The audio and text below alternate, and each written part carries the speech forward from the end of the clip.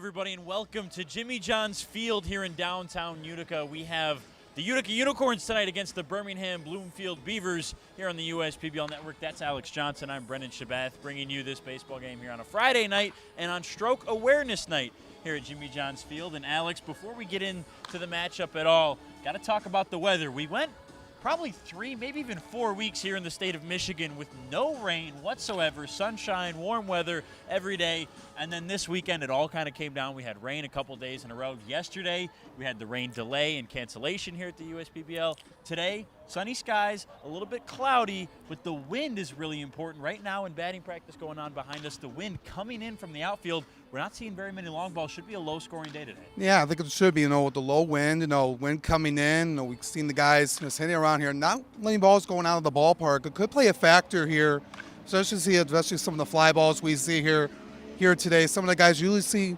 when we're out of the ballpark, but it's going to be a long night for the outfielders, especially with the ball staying in play. And I think we should be in for a low scoring here tonight, Brendan. The Unicorns were one of the teams that had their games canceled yesterday. They're the only team in the league who hasn't reached double digits in games played. That will change tonight. They've played 9. They're 6-3 right now in first place. The Beavers, they've played 11. They're 5-6 in third place. Early season standings. Beavers trying to make a bit of a chase. And again, the Unicorns, like we saw last year, out in front early with a good winning record. Yeah, they're doing so right now with their good hitting and their good pitching. Everything's been clicking so far for Jim Messi and Nick Caruso's squad. They're coming in with a lot of new faces from last year. We were kind of wondering how they would stand out in the first 10 games of the season, but they played really well.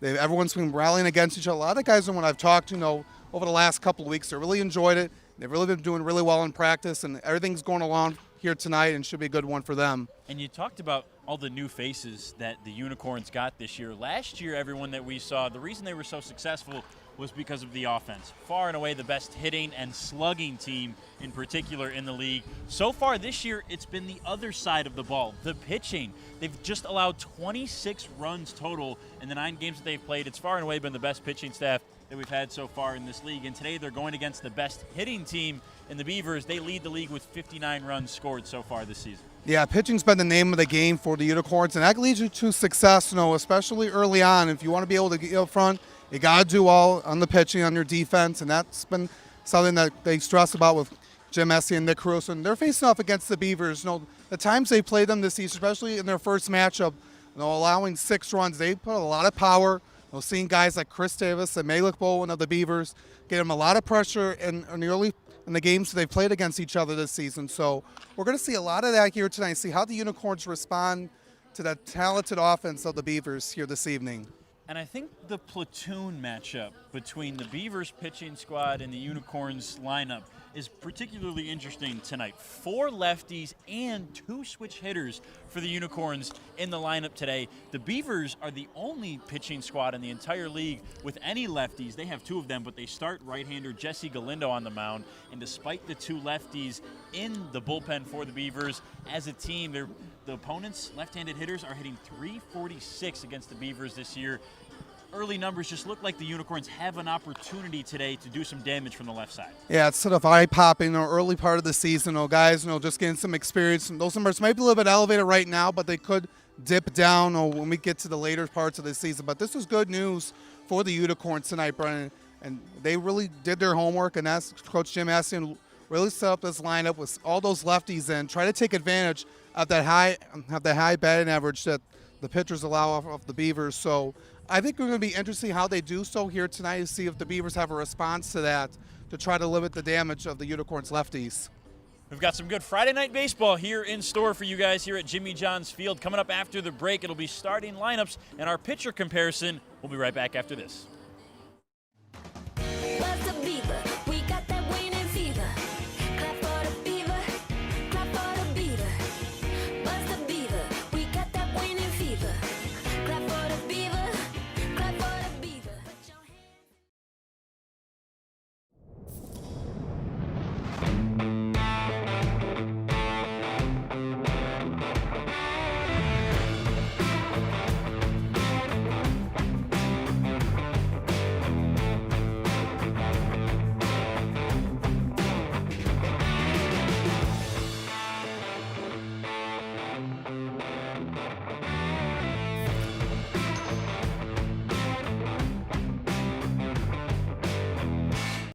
Things you can rely on in this world, like your dog being happy to see you, coffee getting you through the day, and the government changing business regulations. And when it comes to navigating those regulations, you can rely on Tryon and its team of attorneys. Tryon can also tackle time-consuming HR tasks like payroll and employee benefits, so you can stay focused on growing your business. With Tryon, you don't have to grow it alone. Visit RelyOnTryon.com. You can always rely on Tryon.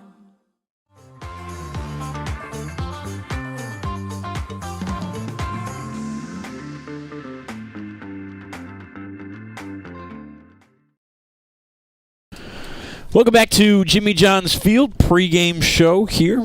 Let's take a look at the sponsors for tonight's matchup between the Utica Unicorns and the Birmingham Bloomfield Beavers. As always, our broadcast is brought to you by Ascension.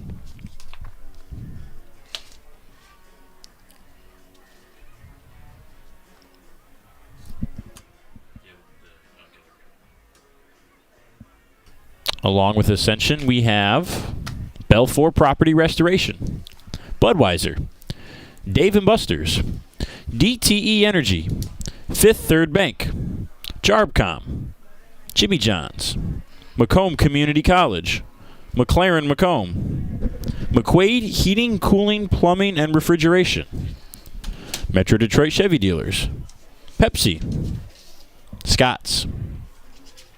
UWM is our final sponsor for today. We thank you so much for all of our sponsors and everything they do for the league, and we thank you, all of us, for joining us on this beautiful Friday night. A good crowd early on here, Alex. And before we get into the pitching comparison, let's take a look at the starting lineups between today's two squads. We'll begin first with the visiting Utica Unicorns, the reigning regular season champions here in the USPBL, and they're off to a hot start, 6-3, first in the league.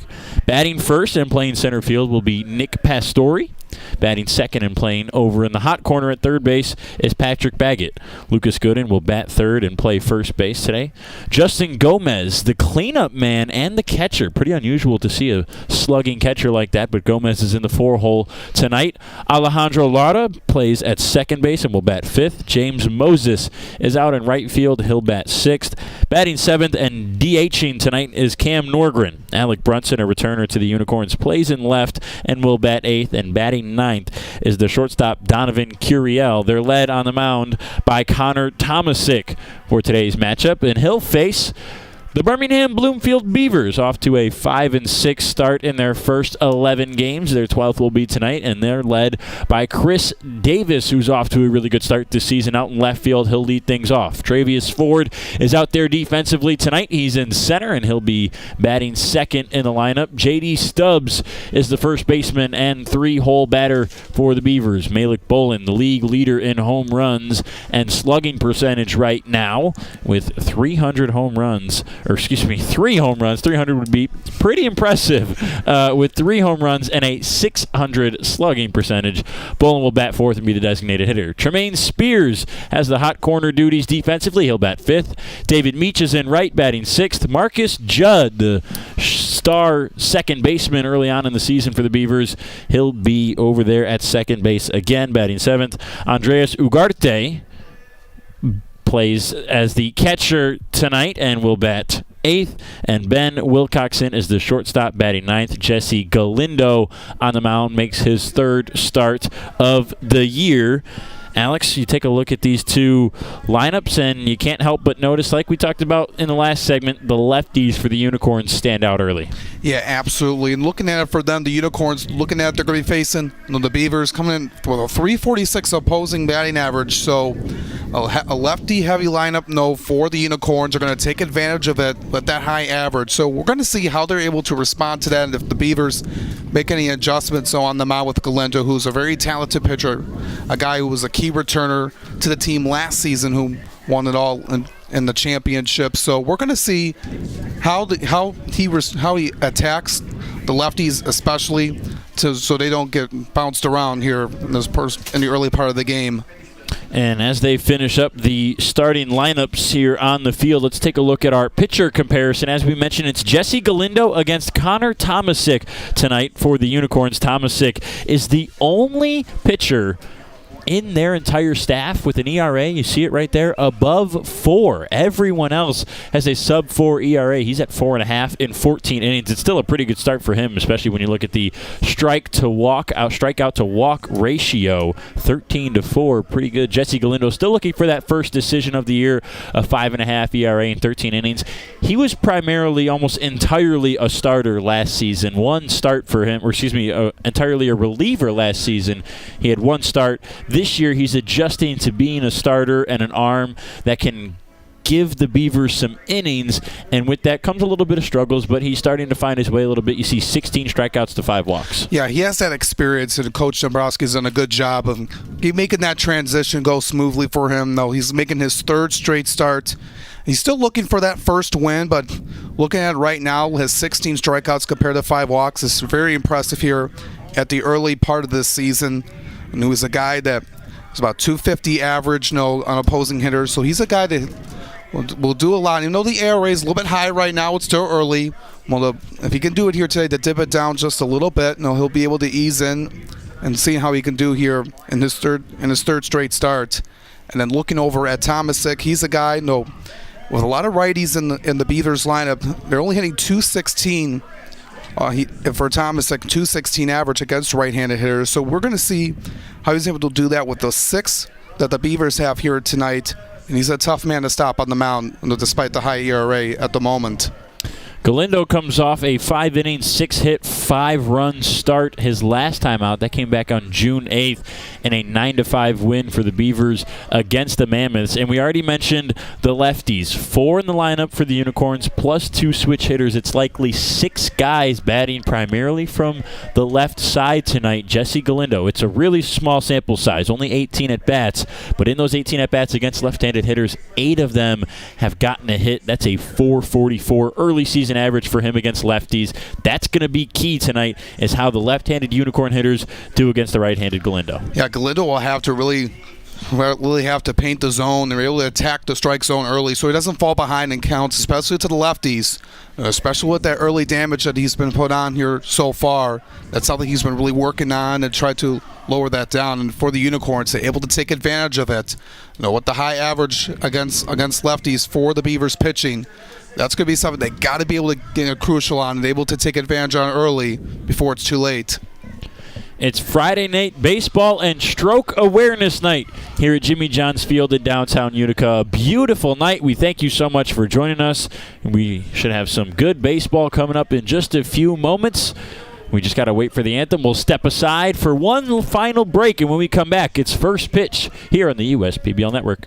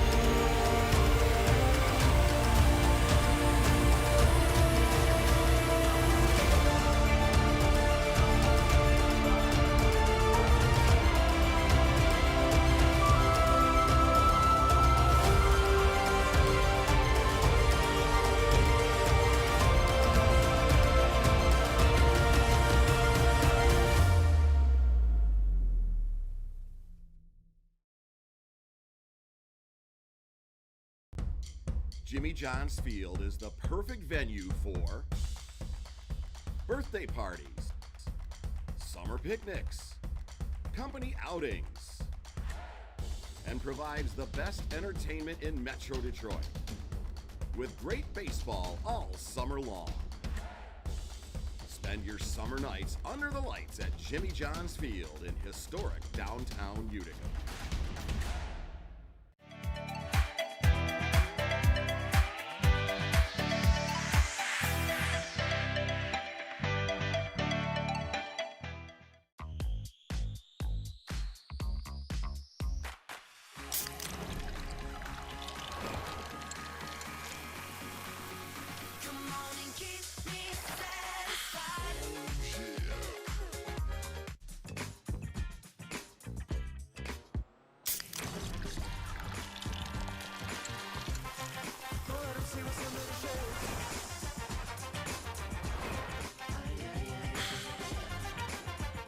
slide into a new home.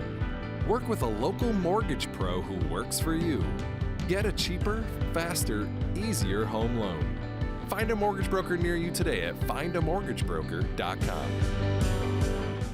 You hear about the promo that Jimmy's John's got going on? 5 off 20? How they pulling it off?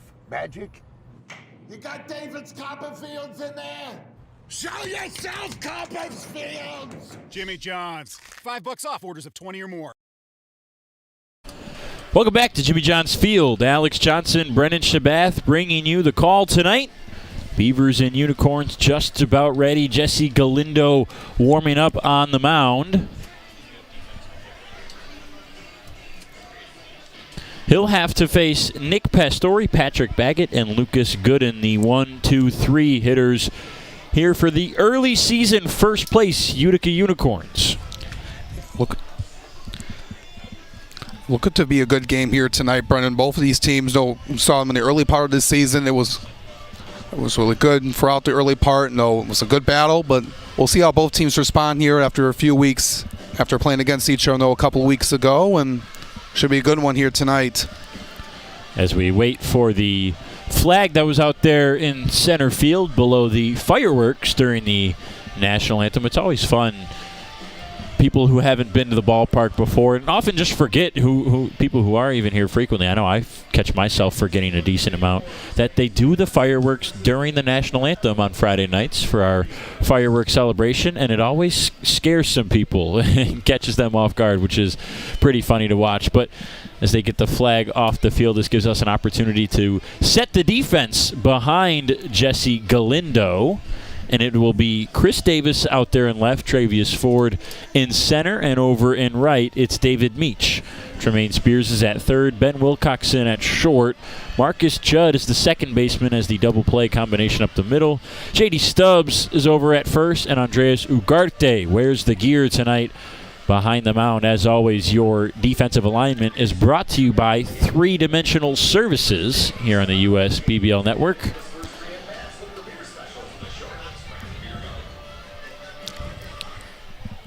Pretty typical, but always fun to see a good crowd here on a Friday night. Yeah, absolutely. The fans coming out here, the summer just starting in and people out of school and everyone's coming out here on a Friday night, starting off their weekend here at the ballpark. Always a great time to come out here and catch some very good baseball. We hope you are enjoying some good USPBL baseball at home. We thank you for tagging along with us. Hopefully we can make it a fun one for you tonight as Galindo's about ready, Pastore's about ready. Last night we had the weather and the thunderstorm, but tonight, clear skies. Well, not really clear. There's some clouds in the air. It was kind of cloudy in the afternoon, but it all moved away and should be a good one here tonight. The Unicorns were supposed to play the Hoppers last night, but the game got rained out, so they're getting back to work. Their first game since Sunday afternoon against the Mammoths, where they pulled off a 4-3 victory. These Beavers lost in sudden death in a non-public game on Wednesday to the Mammoths. First pitch in at 7:04 for strike one. That first pitch strike always crucial. We'll see if Galindo will be able to attack early, be ahead in the counts, especially to these lefties. We talked about that a lot in the pregame. Could be a crucial key part of the game for the Beavers. First inning, as always, on the USPBL Network is brought to you by Ascension. The 1-1. Lined into right center over the head of Judd for a base hit and the first hit of the game. Pastore, the first batter, gets on base. And it was a good timing by Pastore up in the right center. It's just Galindo, just take a look at it here. He just kind of threw it right. Look at the heart of the plate almost. Just had some good contact on it. And Judd unable to jump up to make the play. Leadoff runner for Patrick Baggett, who looks at strike one. Baggett, the switch hitter, batting left, playing third base tonight.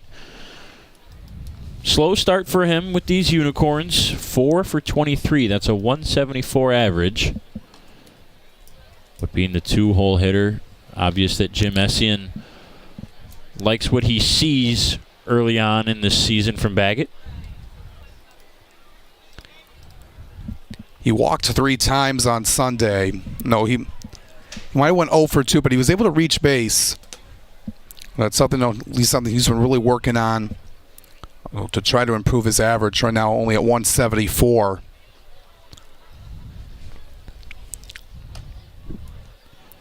That one's just outside, 2-2. Baggett, second on this team in on-base percentage at .412.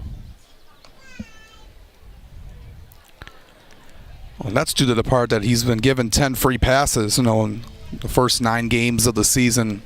Working hard in counts, not chasing out anything, really making the pitchers work. Full count, swing and a miss, runner goes, and it hits Galindo right in the side. And Galindo's down.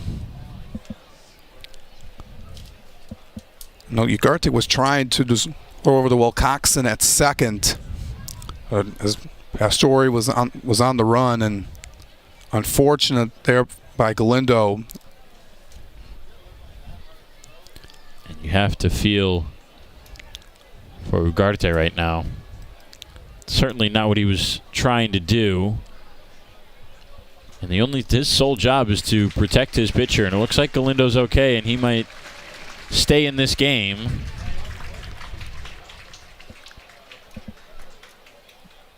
And it was tough there, but it's not what Ugarte wanted to do. And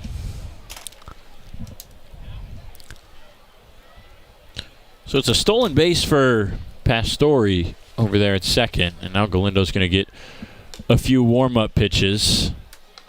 And he's still kind of grimacing as he lands.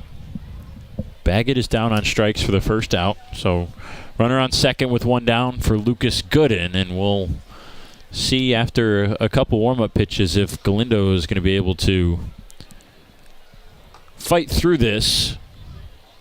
Nods his head there. Seems to be okay.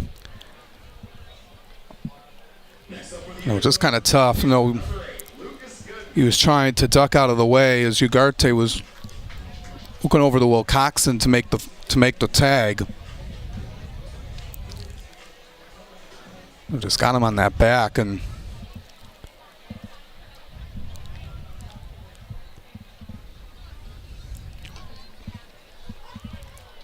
strike 1 to Gooden.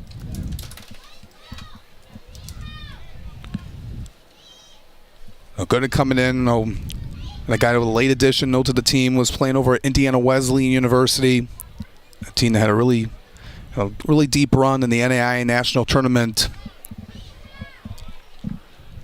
He only has played in 3 games so far.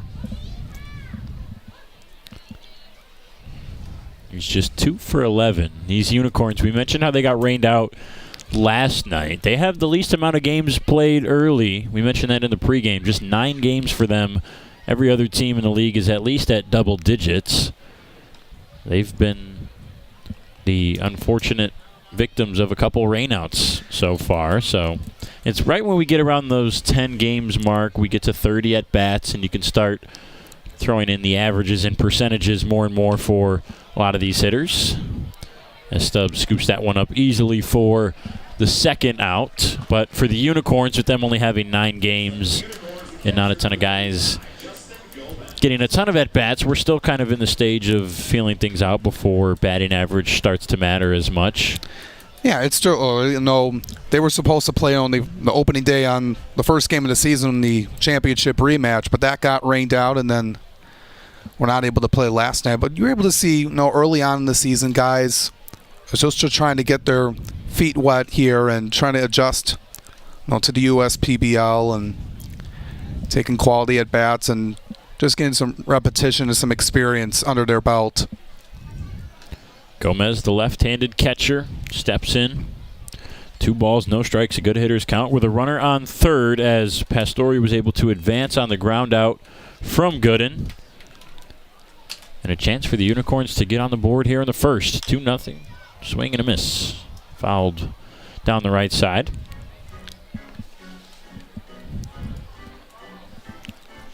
Gomez out of Bellflower, California, 26 years old, right at the upper end of the scale here in the USPBL. He's been well-traveled up until this point.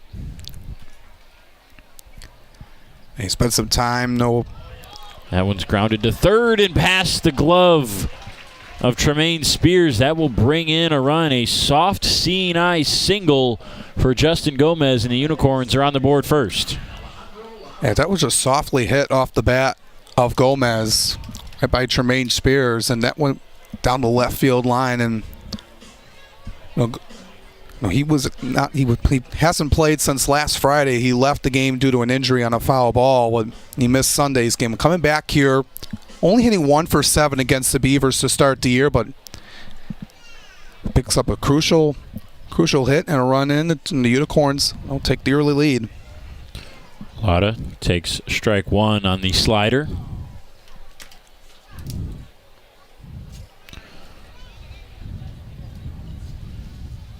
Check swing in the dirt. 1 ball, 1 strike. Larda, 5 for 20 start, 8 games played so far. Does have a home run, 4 RBIs on the season.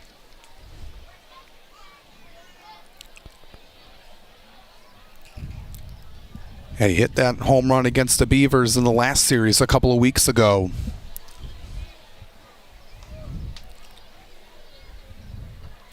Two and one for Galindo. It's a 4-pitch mix: fastball, changeup, curveball, and slider. This one's into the glove of Judd. He dropped it for a second, now dropped it again, and he has no play. Nearly a fantastic diving play by Marcus Judd at second base. It hit his glove and dropped, and then when he picked it up and tried to fire it to first, he dropped it once more, and everybody's safe with 2 outs and 2 on. Yeah, just unfortunate. No, Judd, he was trying to make the play, and it was out of his glove, and then he just wanted to be able to throw over there to get the out, but then it just popped out of his glove again, and just unfortunate break. Keeps the inning going, and they're going to rule that a hit on that play. I think that's right. It's a tough play for Judd. Bounding to his glove side, having to dive to even stop the ball in the first place. It wasn't exactly hard hit, but it was well placed. So runners at first and second with 2 out. James Moses at the dish. 2 balls, no strikes. And Galindo will step off and think about it. And he's just trying to get back into his groove. No, after getting that ball hit in the back and off of Ugarte on that steal attempt on Pastore. And 3 balls on Moses. No strikes, and not a guy you want to fall behind to. Off to a good start. 5 for 15, leads the team, and on-base percentage at .458. He's got 4 walks, has only struck out once. And he takes strike 1. Yeah, I found that inside part of the plate. Moses was not going to swing on 3-0.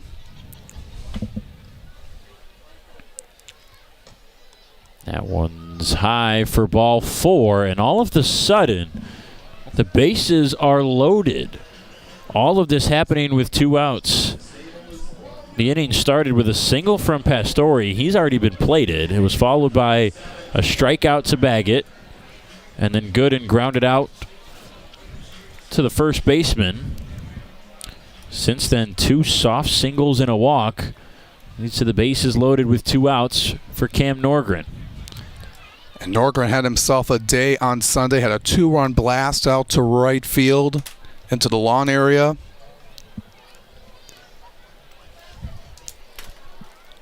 That walk, the first of the day for Galindo. So it's Gomez at third, Larda at second, Moses at first. Pitch, line foul. The Unicorns have not been good with the bases loaded. They haven't had a ton of opportunities, just 5, but they are yet to convert and get any RBIs or hits of any sort with the bases loaded this season. 0 for 5. Norgren trying to change that here on the 1-1.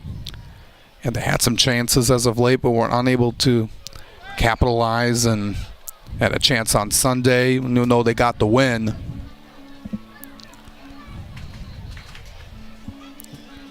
Good chance here for Norgren to score a couple of runs. I want to mention a guy that's had a good day Sunday, looking to continue moving on. And here, only a 4 for 26 start, but big swing and a miss there for Norgren, and Galindo gets out of it relatively unscathed. The one run comes across, and he avoids the trouble with the bases loaded. The Unicorns still looking for their first hit with the bases loaded yet this year. Early on, it is 1-0 Unicorns as we head to the bottom of the first here on the USPBL Network.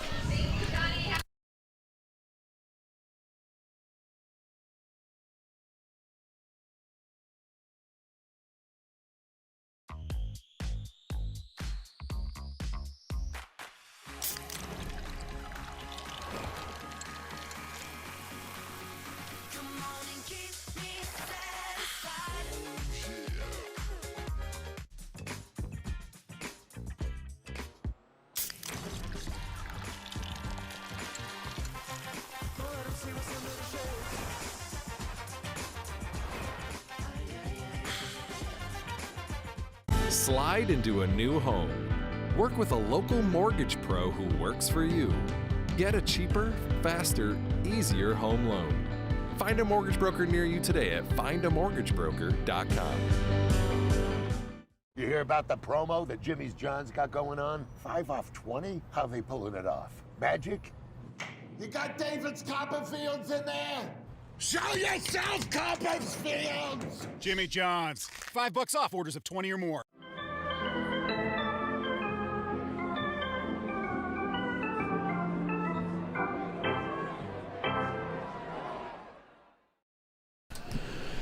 Connor Tomasic, the 23-year-old native of Schererville, Indiana, takes the mound for the Unicorns. Before we look at him, let's take a look at the defense behind him, brought to you by Three Dimensional Services. Alec Brunson is out there in left, Nick Pastore in center field, and Jacob Moses over in right. Across the diamond, it's Patrick Baggett at third.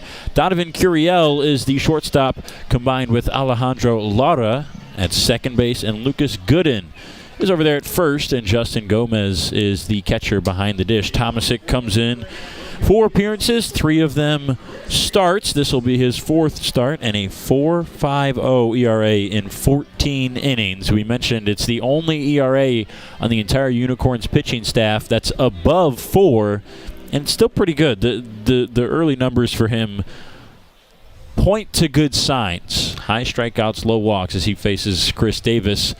And the first pitch is high and outside for ball 1. yeah, despite that high ERA, we mentioned throughout the broadcast early on, he's been doing really well on the mound with 13 strikeouts compared to the 4 base on balls. And looking at it in his last start, Brendan, on Friday against the Mammoths, he went 4 innings, allowed 4 hits and 4 strikeouts and 2 walks, and allowed 2 earned runs on 18 batters faced. So we're going to see what he can do here. After that week off, and making his another start here, his 4th on the season. Yeah, it's been a full 7 days since Tomasic last threw a public game. Finally finds the strike zone on the 3-0, and Davis is one of the better guys at working a walk. 9 of them so far already this season in his 11 games. The 3-1. High and tight. Davis ducked out of the way. Thought it was ball 4. Instead, it's a full count. Yeah, I was thought that was ball 4 as well, and I was maybe a little bit in. But going back to Davis, he's been really powerful against the Unicorns. 6 for 10, had those 2 home runs, and the first time they played them, back about a month ago now. But he gets rewarded with another base on balls. He does work the walk, and that's a dangerous guy to have on the base paths. Davis fast and smart and aggressive, and you want to talk about aggressive. This guy at the plate, Travius Ford, digs in. 1 on, nobody out. And he was really happy. Davis going on the first pitch. Throw down is not in time. He's easily safe on a stand-up slide. One pitch and a stolen base for Davis. He's in scoring position now for Travius Ford. Yeah, good heads-up base running by Davis. Mentioned very smart player. He read what was going on, and he just took advantage of it and takes the double play ball out of the equation. Pitch was in for a strike, and Ford receives another, so 0-2. Ford was really well in the non-public game on Wednesday against the Mammoths. We're looking at it for him. He had a home run. He was 3 for 6 on the day. Skied in the air to second. Lauda's there for the first out. 3 pitches and an out to Ford.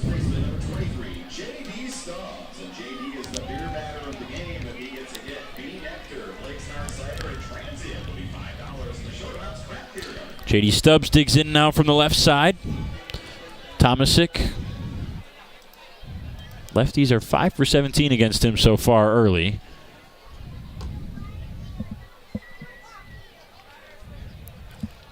He is better against the righties coming from that right-handed side. The thing that he's been so successful at here at the professional level has just been throwing strikes, talking to some of the other guys around the league. And it's not just Tomasic, it's this Unicorn staff as a whole. They have the lowest walk percentage of the 4 teams so far. Davis being a nuisance over there at second base, dancing back and forth, and it's 3 balls and no strikes on J.D. Stubbs. And you're able to limit the amount of free passes you give. It gives your team a better position to win, and that's been a strength for the Unicorns right now. And the announcer's jinx coming alive early, as that's the second walk in just 3 batters faced for Tomasic, and there's 2 on and only 1 out for the cleanup man, Malik Bolin. Yeah, I think it's time for Gomez just to come out there to talk with Tomasic, just to calm down here, just to move past those 2 walks that you allowed, and Davis has kind of been distracting you over there at second base. Trying to catch off guard. So want to be able to just stay composed, and a guy like Malin Bow will be tough to stop, but he's one of the key guys throughout the league that's been off to a hot start. Tomasic is not missing by much right now outside the strike zone.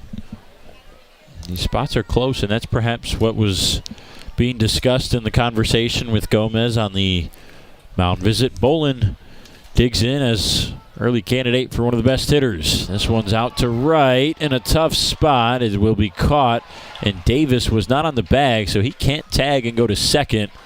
Bolin just hit it a little too hard as Moses was able to get under it for the second out. Yeah, he had the right approach, the right idea. He was trying to hit in that right center field gap, but Moses was there to make the play, moving a few feet over to his right. We've had a little bit less contact on it. He could have went down near the wall and could have driven in Davis easily, and Stubbs could have advanced to third. Now it's Tremaine Spears' turn as he looks at a ball outside. Spears out of Pineville, Louisiana. 6 years at the college level. Off to a solid 286 start for him with 6 runs driven in. 2 balls, no strikes. Spears played in 3 seasons, 61 games at Louisiana Lafayette before transferring to Southern University. Great job there by Tomasic. They're right at the heart of the plate. Trying to get out of this inning without any damage. The 2-1 is low. 3 balls and 1 strike on Spears, who leads the Beavers in on-base percentage right now. Getting on 50% of the time he steps up to the dish. 10 walks on the year, only 9 strikeouts. Swing and a miss to fill the count. 3-2. Yeah, I was trying to rip on that one.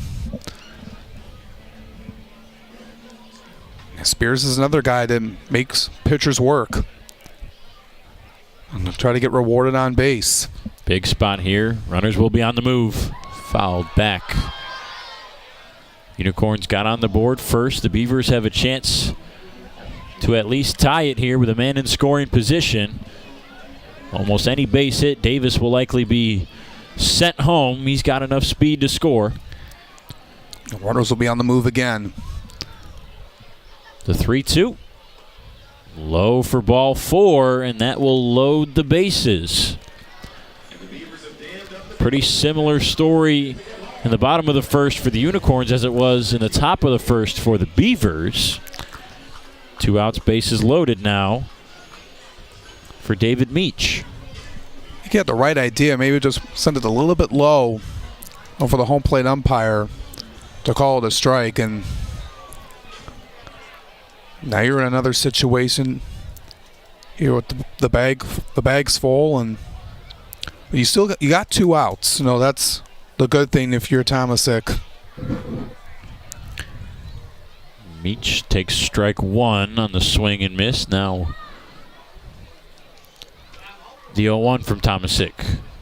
Pounded foul and quickly ahead 0-2. 1 strike away from getting out of the jam and putting up a 0 on the board, which is always big, especially early in these games here at Jimmy John's Field. The teams who respond quickly are usually the teams who win games. Grounded foul one more time. The Beavers now 4 of 19 with the bases loaded this season. Meach 1 for 7 on the year with the pond full of ducks. And that is a league best 4 of 19. The 0-2. High. Tomasic, 3-pitch mix for him. Fastball, slider, changeup. He's been reliant on the fastball early on. The command just hasn't quite been there. The 1-2. Inside, that one is a foul ball again. I thought that was stayed fair. Looked like it might have hopped over the bag. It was a delayed call from our home plate umpire, who on those ground balls with runners on, the fielding umpire moves to second base. Only 2 umpires here in the USPPL, so it's always tough for the home plate umpire on the hard hit ground balls to get down the lines parallel enough to the baselines to see whether they're fair or not. So Meach will get another opportunity on the 1-2. Inside, and that one's fouled off again. It's just a battle of that inside part of the plate right now. Tomasic not wanting to give up a barrel to Meach, who pounded his first home run of the year last week. He leads this Beavers team early in the season in OPS, 981 right now. The 1-2 again is fouled back. Yeah, he's going to do everything he can to find something he can hit.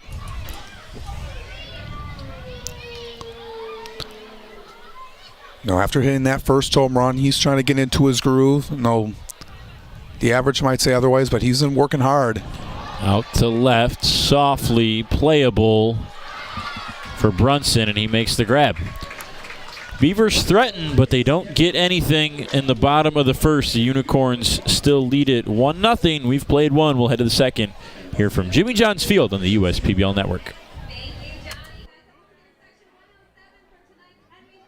They call me Prospects. Since the day I was born as a diver's watch, the challengers of the world have taught me many things. Life is not a numbers game. It's about challenging ourselves.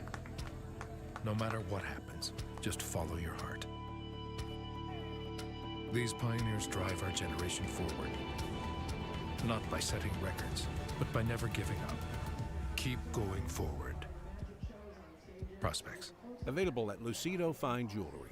What are the odds that we're neighbors, where you've known each other our whole lives, and both tear the exact same things in this exact same knee? So an ACL tear is an injury to the main stabilizing structure of the knee. You want a good team around you, because then you know that what you're doing is going to help you in the long run. My message to everyone who's helped me, thank you so much, because you guys helped me progress so much. Also hearing it from a friend that's went through the exact same thing, I think sort of helps that know that there's a right side. Buzz the Beaver, we got that winning fever. Clap for the Beaver, clap for the Beaver. Buzz the Beaver, we got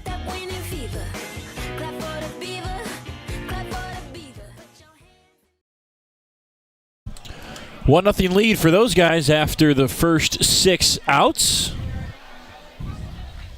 Game face on for the reigning regular season champion Utica Unicorns. They'll get a chance to add to their 1-run lead right now here in the top of the second. Due up for the Corns, Brunson, Curiel, and Pastore, the 8-9-1 hitters. And we'll see how Galindo responds here. 30 pitches in that first inning.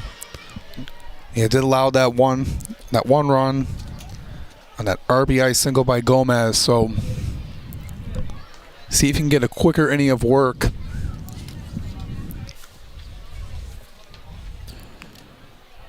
Brunson is the only returning position player on this Unicorn squad. Skies this one deep to center field. Ford giving it chase to the warning track. Took a little hop and runs into the wall as he makes the grab.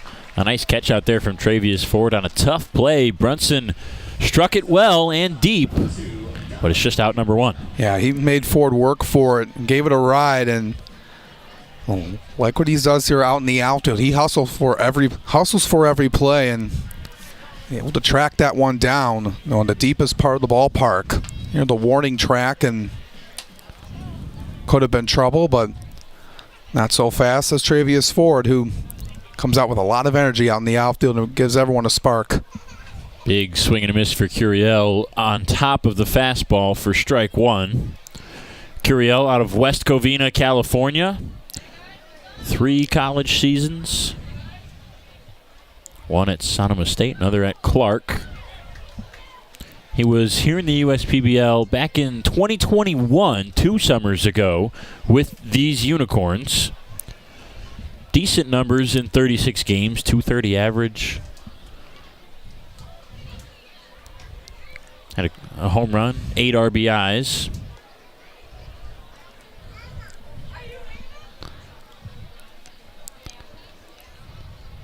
This year he's off to a 7 for 29 start, 3 RBIs.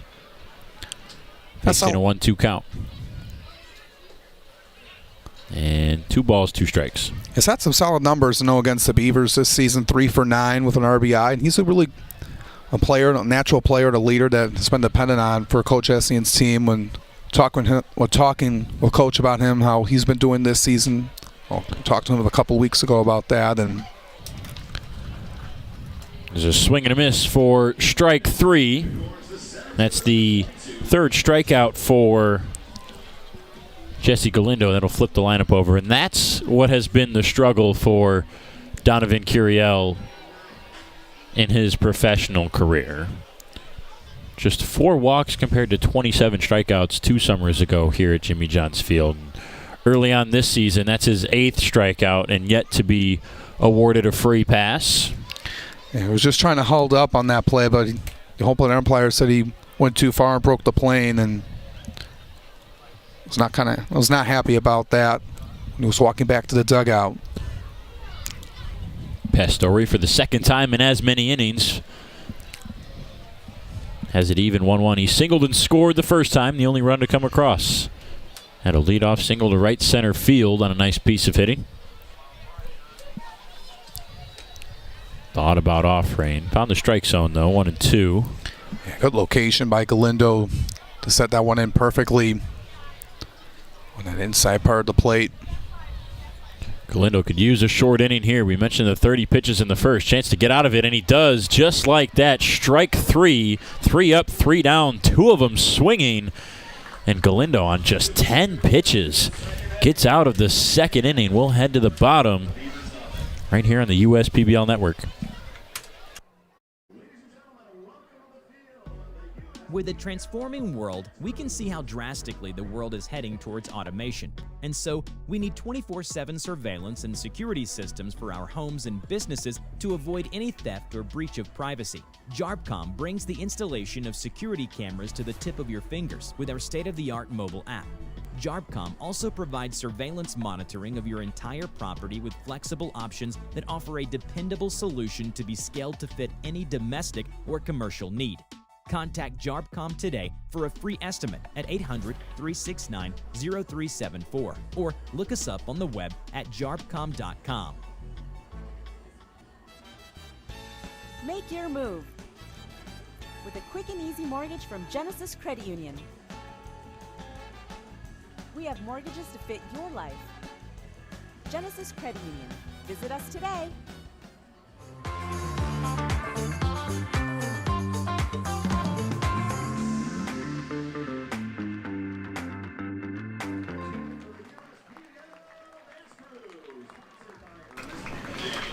When a stroke happens, quick treatment saves brain cells. If you or a loved one are having stroke symptoms, remember to call 911 right away. The key to stroke treatment and recovery is getting to the hospital quickly.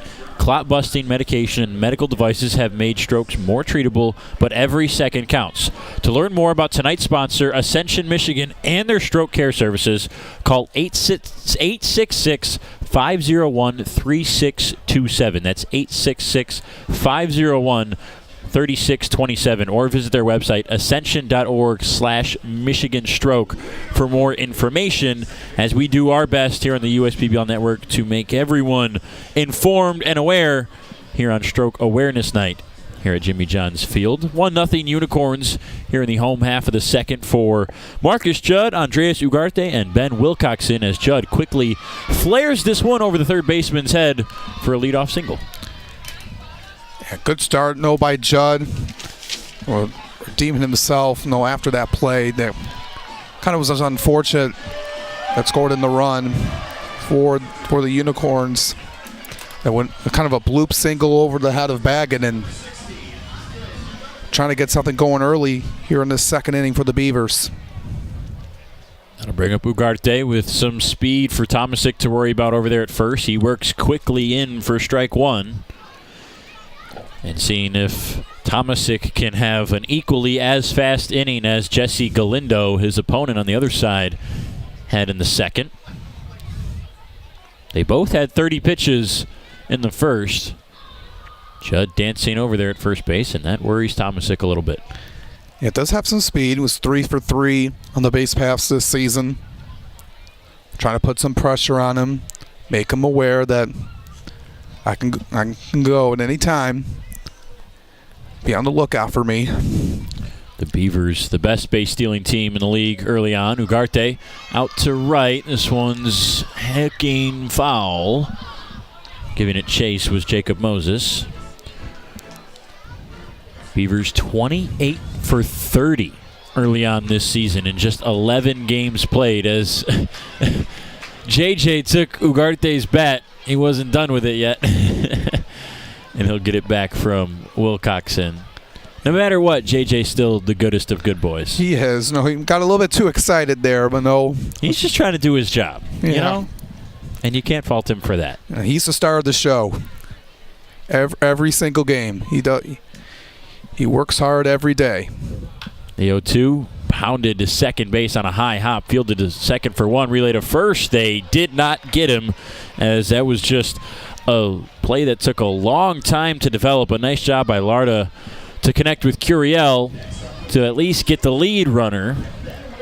So they trade a runner for an out. Man on one down for the 9-hole hitter, Ben Wilcoxon. Yeah, this was a good play. Lara over to Curiel. Like you said, it maybe took a little bit too long. They could have gotten Ugarte out to get the 4-6-3, but at least you got the force out.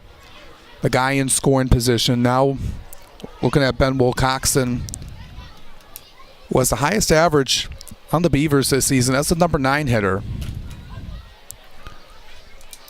We've seen a couple managers do that, throw one of their better hitters in the 9-hole spot, something Taylor Jellikowski is not a stranger to. John Dombrowski doing it tonight. High for ball one. Wilcoxon with an early 303 average in 11 games, also getting on base at a good clip, 425. Just want to be able to have some guys in the bottom of the order who have done well, and you want to put your top guys in the top part of the order, obviously, but everyone's important from 1 to 9 to make an impact. Good count for Wilcoxon, the 2-1. That is through the gap on the left side of the infield. It'll move the runners up 90 feet. Ugarte goes to second. Wilcox in with a one-out single. Puts two on for the top of the order, Davis. That's exactly what I'm talking about. He's working really well, and he'll found an open gap and just moving everyone along. He only has one extra base hit on the season, but he does the little things. Just getting himself on base, moving the runners up, and that's what Coach Dombrowski's been really happy about him being in that 9 spot. Guy that he can rely on. And now we got an early mound visit here. And Connor Thomasic's day is surprisingly done very early here in the bottom of the second inning. He just goes an inning and a third before Jim Essien has seen enough. He'll make a pitching change. First and second with one out. Coming in to pitch is Garrett Bonnet. Excuse me, that's Alex Huffman. We'll take a break as Huffman gets warmed up. It's 1-0 Unicorns here on the USPBL Network.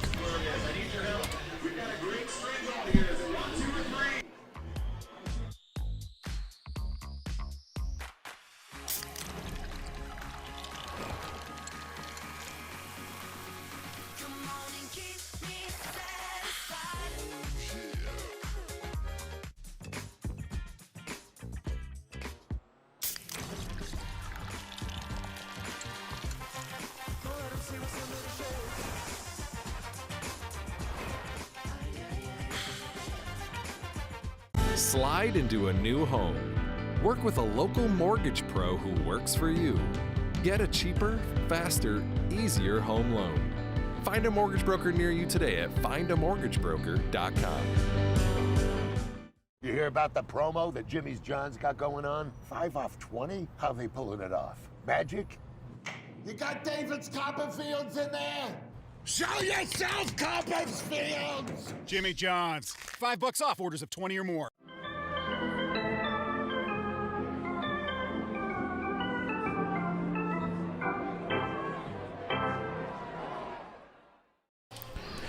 A surprising early pitching change for the Utica Unicorns, as I was mistaken. I said it was Alex Huffman before the break. It's Andrew Huffman taking over on the mound here with one out in the bottom of the second inning.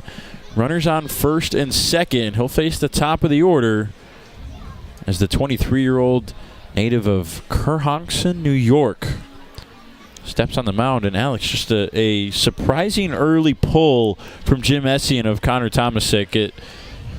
Tomasic 3 walks in the first inning, 2 hits here in the second, but it just didn't seem like he was in that much trouble. He's yet to give up a run. Yeah, looking at it, kind of surprised, early on, and don't really see this unless he lets them so many runs, but maybe something that Coach Essien saw that we didn't, but to go to the bullpen this early on here in the ball game and just see if it pays off here with Andrew Huffman, coming in with a 1-1 record, making his 4th appearance on the season, and just 7 1/3 innings of work. Well, it's kind of like you said, it just caught us by surprise, and we'll just see what he can bring here with the runners on first and second and one out. Huffman comes from sunny Brockport. Sunny standing for State University of New York. There's, I believe, 8 or 10 of those schools across the New York State. He comes from Brockport. Last 3 seasons there collegiately. 22 appearances, all of them starts. Had an 11-4 record, a sub-4 ERA, 115 innings of work. Certainly has the track record for the numbers that speak for him to back up how well he's been. Low walks and high strikeouts is exactly what you want. The Unicorns could use some of that right here. First pitch to Davis. 90 miles an hour under the zone for ball 1. And this is going to be a crucial batter here with Chris Davis. Guy who walked his first time up, and if you're able to keep him off the base path, he caused a little bit of trouble, for Tomasic. So he was able to steal second on the first pitch. That's Ugarte, who's over at second. He reached on a fielder's choice and then was advanced on the Wilcoxon single. As you see, Wilcoxon there over at first. Davis walked his first time up, facing a 1-1. Low ball 2. For Huffman, it's 4 pitches, both fastballs, a 4 and 2 seam, along with, 5 pitches, both fastballs, curveball, slider, splitter as the off speed. The 2-1. Pumped a fastball in there, fouled back 2-2. The fastball right now 90 out of the pen for Huffman. First couple pitches against Davis. Just trying to go at him here. Just trying to maybe try going something off speed to catch him off balance. And get something on the ground and get a double play to get out of the inning. 2-2. Check swing went around. That is strike 3. Davis indecisive and unhappy with that result. Huffman comes in and quickly gets a big strikeout. Yeah, it is. Davis, he's really talented, but we'll mention keeping him off the bases. We'll put the Unicorns in a better spot, and not out of the woods yet. Travius Ford's another guy. Despite popping out to second his last time up, he's another dangerous guy. Fouls back to first offering.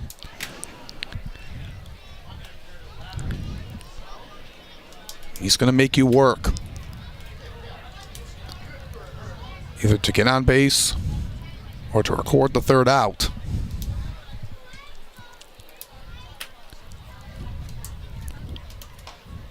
And a weak swing, 0-2. Huffman doing exactly what Jim Essien wanted in relief. Looked like this was an opportunity for the Beavers to scratch their first run across. Essien came in, pulled Tomasic, and Huffman has a chance to shut it down here. 1 strike away, the 0-2. Foul back. And Ford, you can see a little fist bump there. Happy he just stayed alive, just fighting through that pitch, and perhaps he's one of the best at that, fighting through at-bats to make something happen. Yeah, just trying to stay alive. He was kind of disappointed on that check swing, that weak swing he had a couple pitches ago, but he's still in it, so there's a chance here. That one is called strike 3. Looked like it was under the zone, and kind of a weak call in the sense that I didn't see the home plate umpire make the motion for strike 3. I just saw Ford's reaction as he was upset with the call. Bottom of the zone. Caught looking is Travius Ford for the third out. The Unicorns are out of another jam. Runner in scoring position stranded there. They still lead at 1-0 as we head to the third here in the USPBL Network. We build roads, bridges, wind farms and pipelines, schools to skyscrapers. Our members create monuments. We operate. We're the operators and mechanics behind the advanced heavy machines that move Michigan forward. We maintain boilers and HVAC. Our members run the complex heating and cooling systems that we all depend on. Our training is second to none, and safety is our priority. We are Operating Engineers 324, and we keep Michigan running. There are many things you can rely on in this world, like a sunny day brightening your mood, your mom baking the world's best apple pie, and never a dull moment in running your business. And when it comes to time-consuming HR tasks, you can rely on Tryon. Tryon can handle payroll and taxes, employee benefits, and more, so you can stay focused on attracting and retaining the best talent. With Tryon, you don't have to grow it alone. Visit RelyOnTryon.com. You can always rely on Tryon.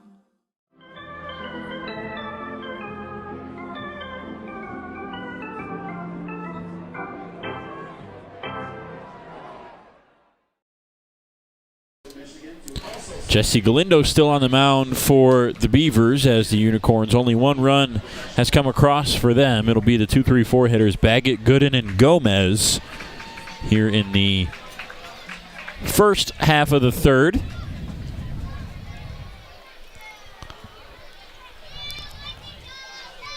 We'll see what they can be able to do here to put on some more runs. Galindo had a quick inning of work. Only 10 pitches, Brendan, in that second inning. Very big for him. And he's trying to ease himself into the game, and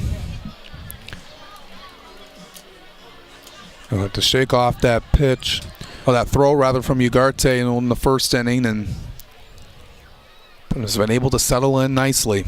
This one's roped out to right field for a base hit from Baggett. One pitch and one base runner on the leadoff single. That's good for Baggett to just line one out to right and right over to Meach. It's always good to get the leadoff man on.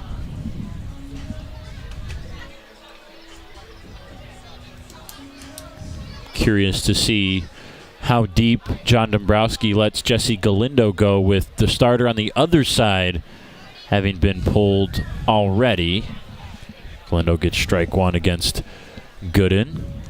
Usually Galindo's 5 innings, maybe 6 if it's a good day. I don't know that we define today as a good day yet.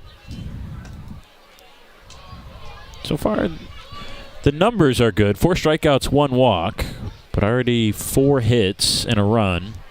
It just doesn't seem like his best stuff. And have to remember, he got plunked when his catcher was trying to throw down to second to catch a runner back in the first inning. Galindo took that throw off the ribs and was down for a moment. Whenever that happens, it moves you out of your rhythm for a few minutes, and then it takes time to get back into your normal routine. And on the ground to second, Judd flipped to second for 1, relay to first. Nice double play. That's a big one for Jesse Galindo, and you can see him applauding his teammates after that.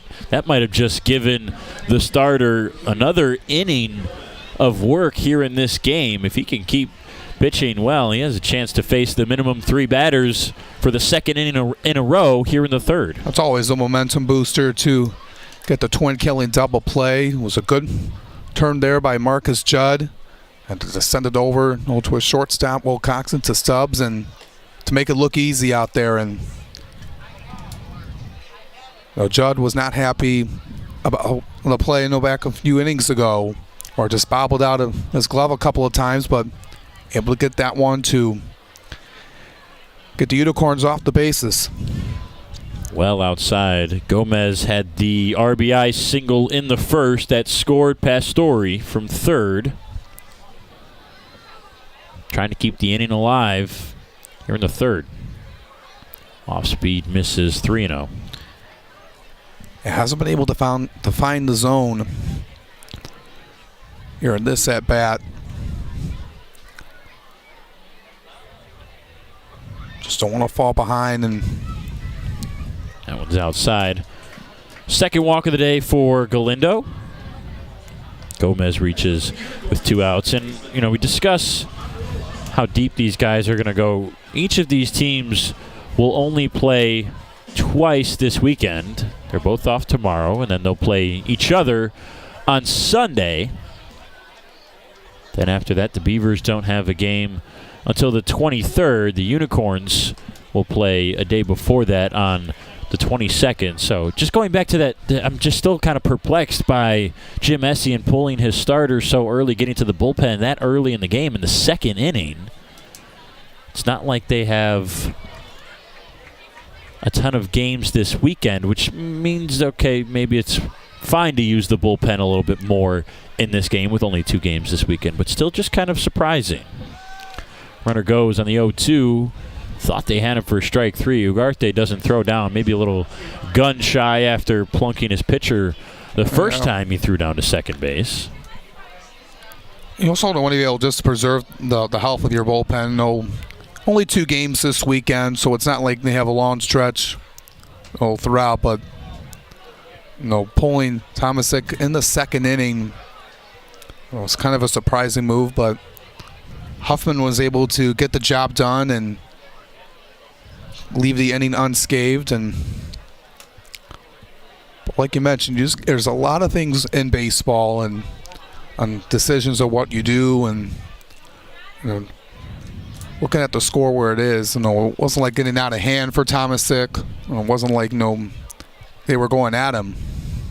2-2 fouled back, and maybe that's why he was pulled, because Jim Messian, like you put it well, saw something we didn't maybe and didn't want it to get out of hand and, nip it in the bud before it gets there. I mean, the Beavers had 2 on and 1 out.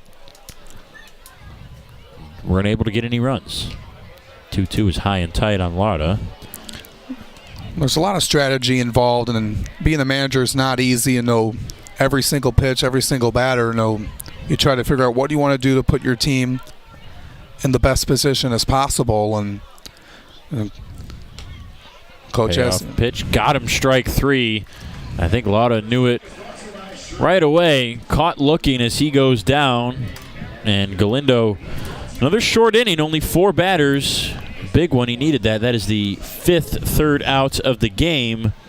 Brought to you by Fifth Third Bank, and we're still at a low-scoring affair here, 1-0 early on, as we are going to head to the bottom of the third, but not before we get a lovely visit from our favorite JJ, who goes out to make his daily water delivery to our field umpire today. Always does his work, the star of the show, and making sure all the umpires are hydrated and ready to go for the long game ahead. And now Chelsea Cooper has the kid race the mascot, and Buzz is going to get a big head start here.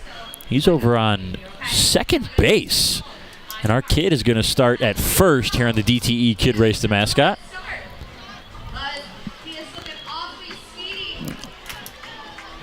He's coming around there.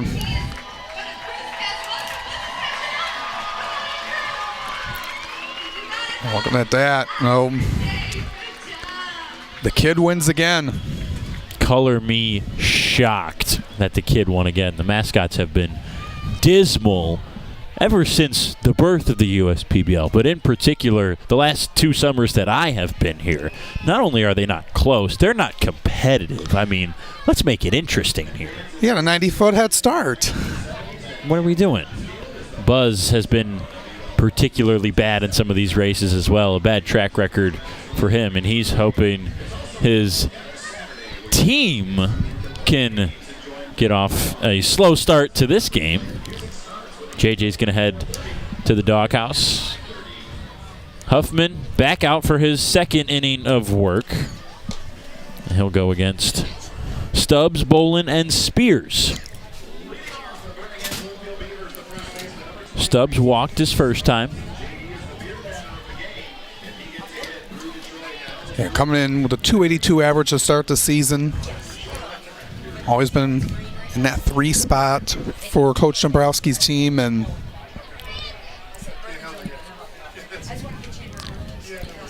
first pitch, strike 1.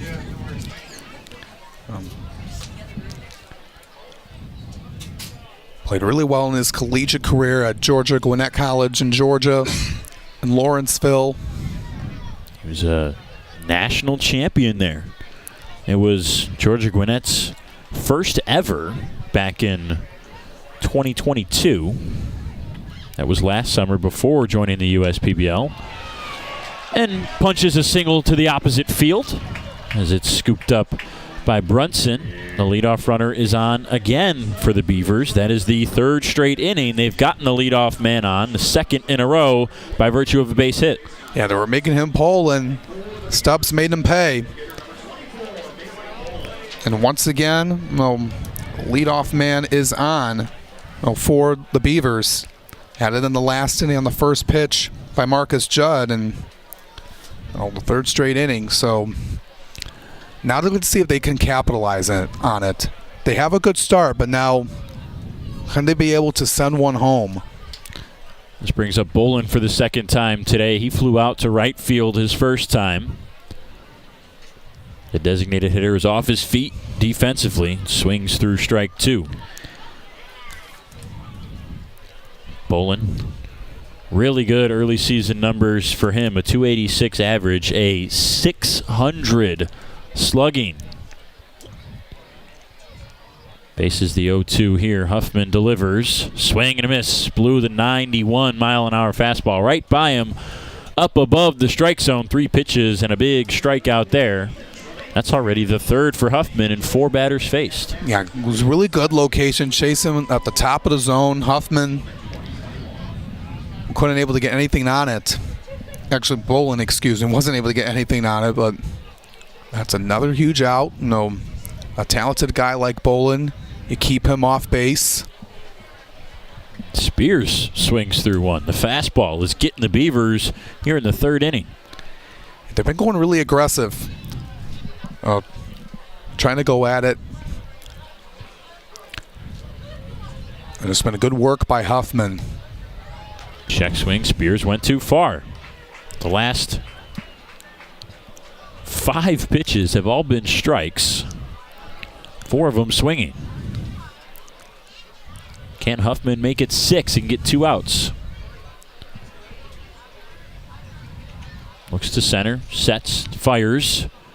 Low for ball 1. Yeah, just missed that down around the knees. Was going to get that one that time, but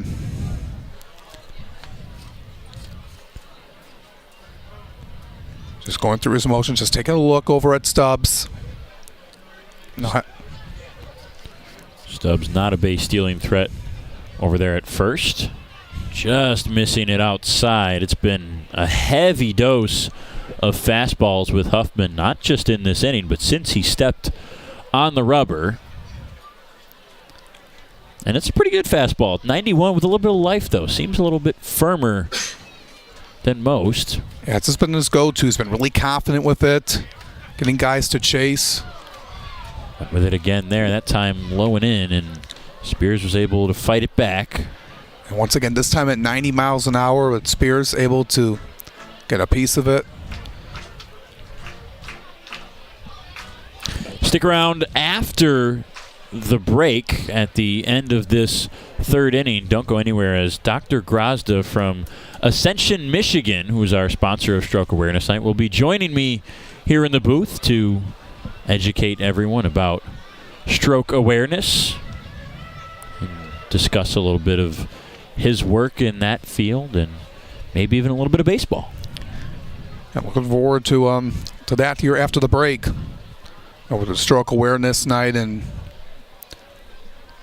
around here at the ballpark. And 2-2 skips past. Stubbs is going to scoot over to second base, and that's a big pitch. Fills up the count, puts a runner in scoring position for Spears, and also takes away the inning-ending double play.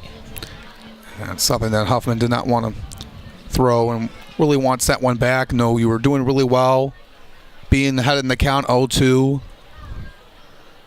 But now I've run it full, so gotta be careful here. Payoff pitch, lined into left. That'll get through past the outstretched glove of Curiel at short.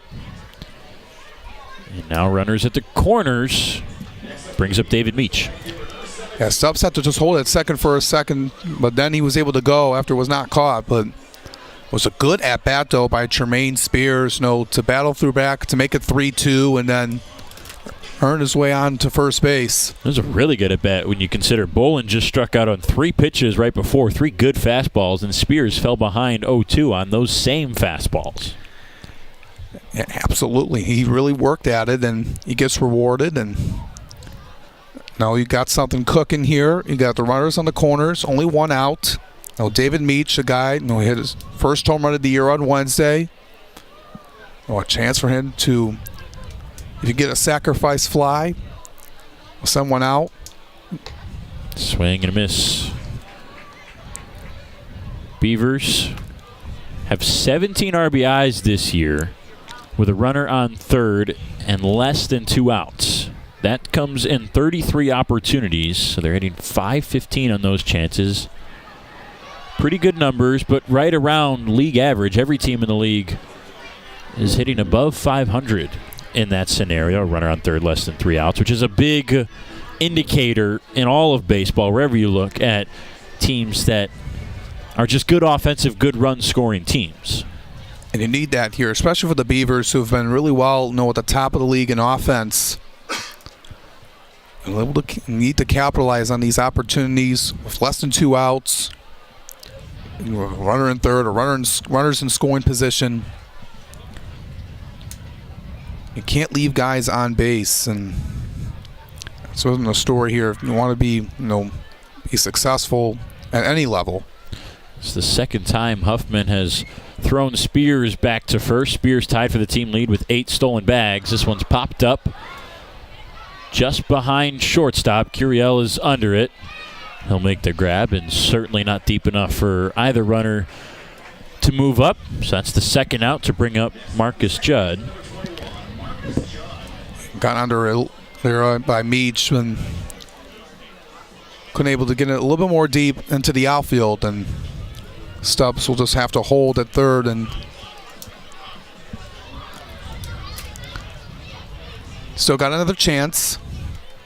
Judd has already singled today. That was last inning.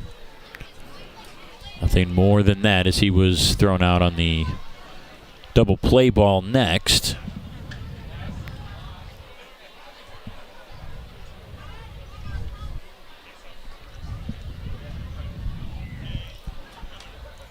High and outside on the fastball. Judd, 5 RBIs so far this season. Modest numbers, 3 walks, 7 strikeouts, hitting .233 before tonight. Native of Davenport, Florida. 1-0 was in there for a strike. Has had some solid numbers against the Unicorns. Well, this season, Brennan, 3 for 8 on the season. Looking at the games they've played so far, 2 extra base hits. Has had some success early on against the Unicorns, and another prime opportunity here. And Huffman's just been looking over at Spears a lot here. Spears is sneaky with the way he steals bases. You'll notice he does not get a big lead. He does not get a big secondary lead. He kind of tries to go unnoticed over there at the bag and then take off, and he's going to go here. The 1-1, high and outside for a ball. The throw is up the line, and he's safe. Stubbs does not move up from third on the throw down to second.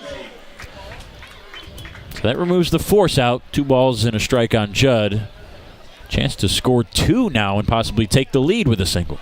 And they've been really aggressive on the base paths today, and it's been working out for them in their favor. I mentioned they've done really well in that department. Spears now has the team lead, 9 steals, 100%. He's 9 for 9 to start this year in 11 games played, tonight being the 12th. 2-1 is high, 3 balls and a strike. And that's really incredible here at the start of the season to not get caught. We're starting to see the command slip a little bit through the fingers of Huffman, with the Beavers applying pressure here in the home half of the third. 2 outs, 3-1, 2 runners in scoring position. Outside for ball 4. That will load the bases for the second time tonight for the Beavers. Well, Huffman was just kind of lost focus. Was looking at Spears, and then he stole second and gets him out of his rhythm here. And got a chance to get out of the inning. You just got to be able to stay composed in these kind of situations. You try to do too much, with the bases loaded, and you try to be the hero.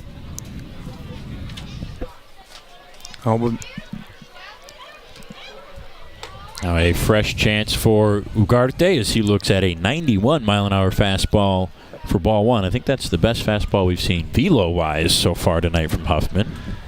He's been around that 90 to 92 range, so that's been his stuff that he's relied on. And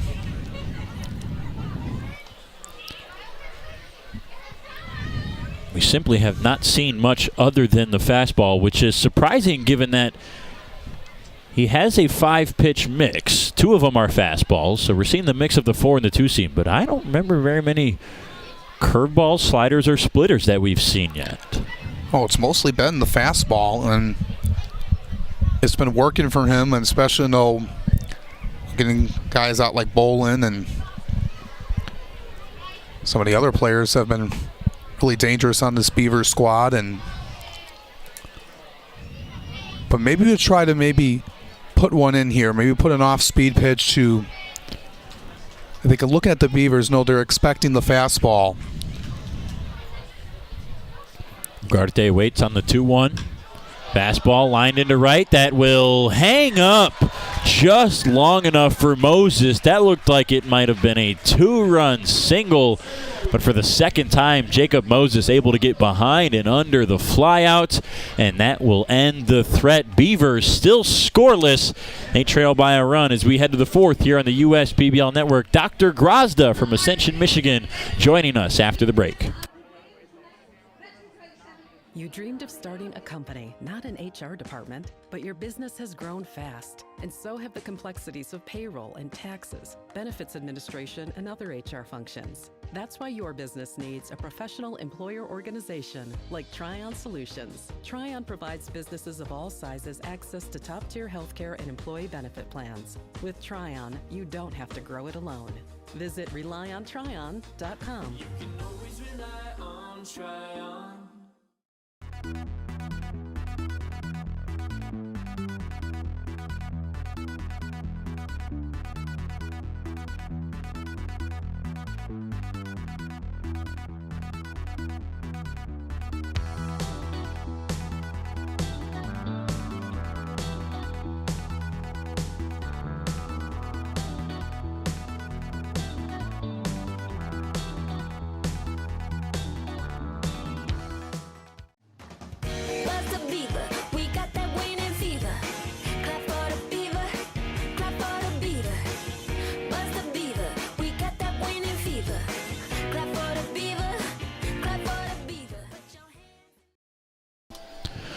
Welcome back to the USPBL Network. Friday night baseball as the Unicorns currently lead the Beavers right now 1-0. We're here in the top of the fourth on Stroke Awareness Night, and we are pleased to be joined by Dr. Julius Grozda from Ascension, Michigan. Dr. Grozda, thank you so much for being here. We really appreciate you taking the time, and Ascension and your company for sponsoring Stroke Awareness Night, a very worthy cause to take the time to be the sponsor here at the USPBL and make everybody aware of strokes and how they can help prevent them and help know what to do to get help when the symptoms do come.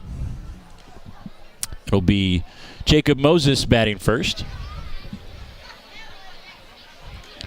First pitch is at the bottom of the zone for strike one. Thank you very much for having me. I'm very happy to be here, and working with Ascension, neuroscience and stroke care is at the top of our list of the ways we can positively affect patients' lives. And one of the biggest things about stroke care is fast care. It has to happen fast.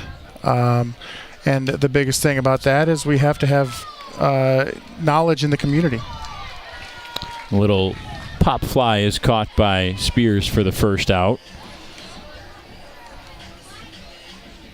So I'm going to go ahead and read off a little bit of what they sent me. I'm going to try not to mispronounce any of these big words that come along with your biography. So you're a neurointerventional surgeon and co-director of the Comprehensive Stroke Center at Ascension Providence Novi. That's correct. Did your studies at Loyola University Chicago, originally from Chicago? That's correct. Yeah, the suburbs of Chicago. Spent my my whole childhood there, and then went to college at Georgetown in Washington, D.C., and then back to Chicago for medical school. And then I've been in the southeast Michigan for it's been about 12 years now. So did a residency in radiology in Chicago, correct? My residency and fellowship were all done at Michigan Medicine here in Ann Arbor. And then after that, I was an attending physician at Michigan Medicine, and then I came over to Ascension to help with their stroke center. So, unfortunately, you're on the air with a Spartan right now. I will let you know that. Well, now I'm currently affiliated with the Michigan State Neurosurgery Residency, so I am a Spartan technically now. So you have your hand in both pools. Yes, that's right. So, I mean, studying radiology and neuroscience for how many years did you do it for? Well, the training was it's eight years after medical school, so quite a long time. But it led to being able to do these kind of very interesting procedures that we now do that are now available to patients that are minimally invasive. So what made you want to join Ascension and everything that they do? So there was a need in the community. Ascension is very committed to the care in the community and providing the best care, the best neuroscience care in the communities they're involved in. And I saw that opportunity I was working at an academic center at University of Michigan, and I saw that the opportunity to help build and grow an outstanding program in the community in Novi and participate in the other programs throughout the state. Donovan Curiel steps up with 2 outs on a couple pop outs. Cam Norgren's over at first on a walk. We're speaking with Dr. Grozda of Ascension, Michigan here on Stroke Awareness Night. And so part of Stroke Awareness Night is making everybody who is not currently aware of stroke symptoms and what a stroke is making them aware of that. So why don't we start with the symptoms? You mentioned how important the fast care is. Part of the fast care is recognizing what the symptoms are. So for those that don't know, what are some of the key symptoms to focus on or to notice when someone is having a stroke? So this is something that has come up over the last maybe 7 to 8 years that's really taken center stage here. Heart attacks was a big thing 10, 15 years ago. It still is a big thing, but now we've expanded this kind of care into the strokes. And the things that end up happening with strokes are you end up having what's called a neurological deficit. So trouble moving part of your body, trouble speaking, numbness or tingling in a part of the body. There's a lot of different symptoms that you can develop, and it's really important for you and everyone around you to recognize those, so that you can be brought to the hospital. And one thing that makes it kind of simpler to remember, let's say, is there's an algorithm that it's called BFAST. So it's BEFAST, BFAST. So if someone has balance issues, someone has changes in their eyesight, there's drooping of one side of their face, they're having arm or leg weakness, they have speech difficulty, then T, it's time to call 911. And again, B fast, so balance. E is changes in eyesight. F is face drooping. A is arm or leg weakness. S is speech difficulty. And T is it's time to call. We'll finish our stroke awareness little lesson in the home half of the fourth. Every 40 seconds, someone in the United States has a stroke. Do you know what to do when your loved one is having a stroke? Just remember to be fast. Be fast helps you remember the signs and symptoms of stroke, including balance issues, eye changes, facial drooping, arm weakness, and speech difficulty. If you see any of these symptoms, it's time to call 911. Now, let's learn more with Amanda Kalinsky on how to be fast.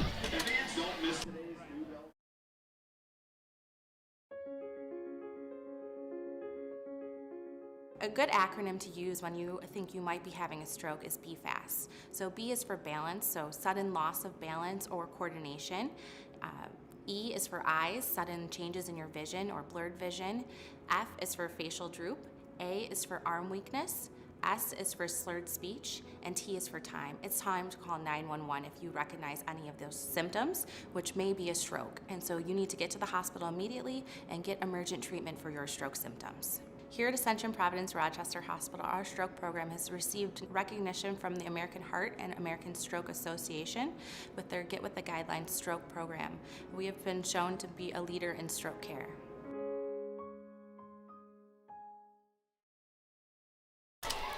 A special thank you to Amanda Kalinsky and Ascension Providence Rochester for that lesson on how to be fast. And so Dr. Grozda is back here with us for the bottom of the fourth as the 9-1-2 hitters Ben Wilcoxon, Chris Davis, and Travius Ford are due up, trailing by a run against the Unicorns and Andrew Huffman. And Dr. Grozda, you talked about some of the symptoms.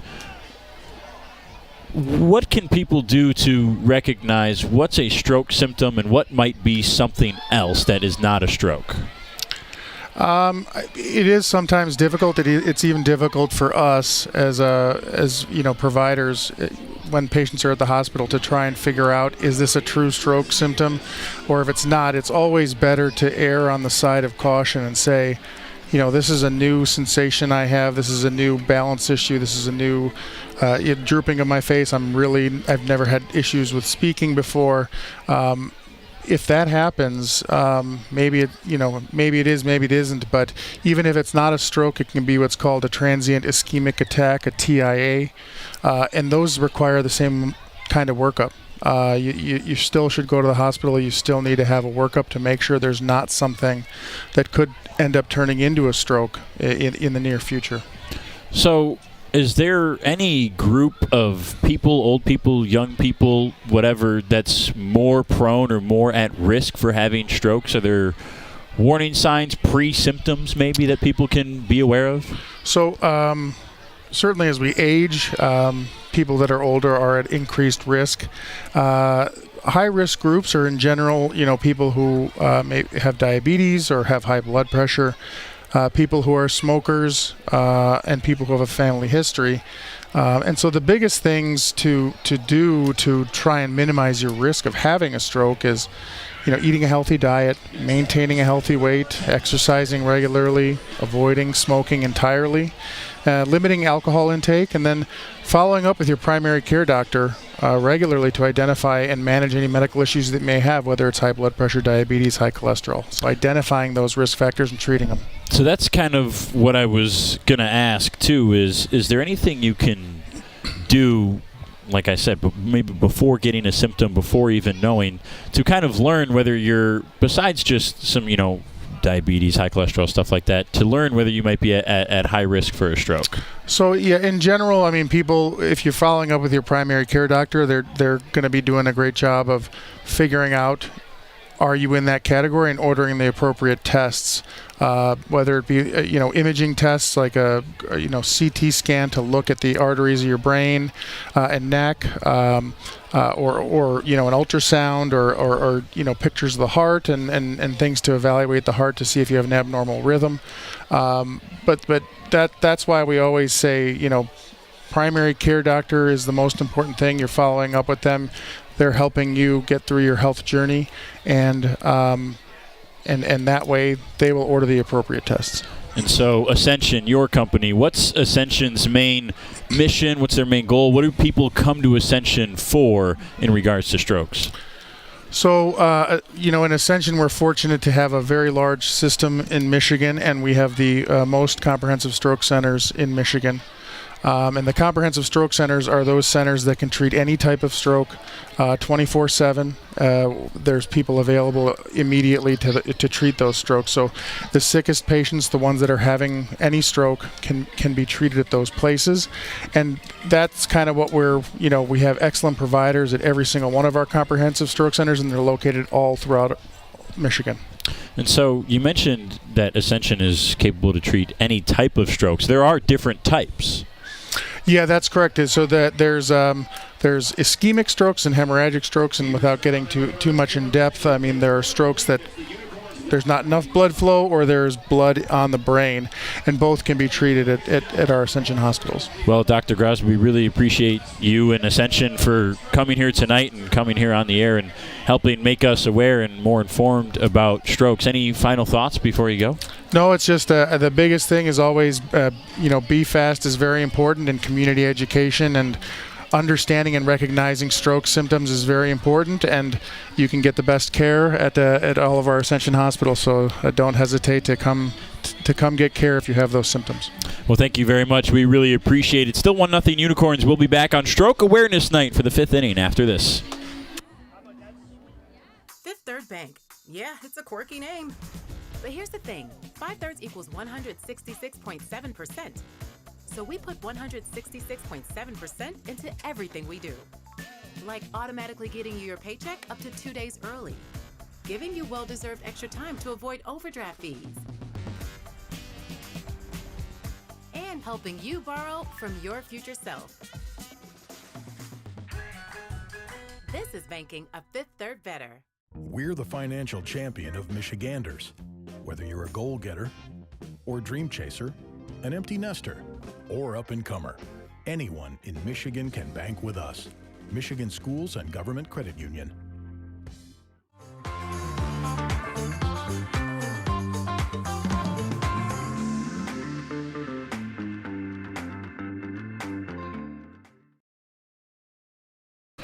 Welcome back to the USPBL Network. Again, a thank you to Dr. Grozda from Ascension, Michigan, and a thank you to Ascension in general for Stroke Awareness Night here in the USPBL at Jimmy John's Field. And a reminder to everybody listening at home to be fast and be aware of the stroke symptoms and what you need to do in the nearest hospital to get somebody to.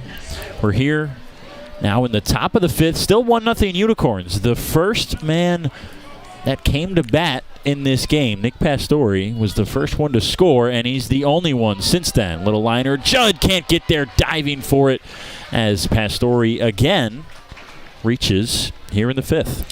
Yeah, get it right off the bat, and Pastore's having himself a day. Well, Judd was almost made that great play out of his reach, unfortunately, but Pastore's been tough to stop here tonight, Brendan, and another hard hit ball for him, and the leadoff man is on, and very crucial here in this situation. Only a 1-run lead for the Unicorns. We've had a lot of leadoff men on in this game. Over on the Beavers side, last inning, the fourth inning, was their first inning in which the leadoff batter did not get on. And for the Unicorns, they've had a leadoff batter in 3 of the 5 innings tonight reach base.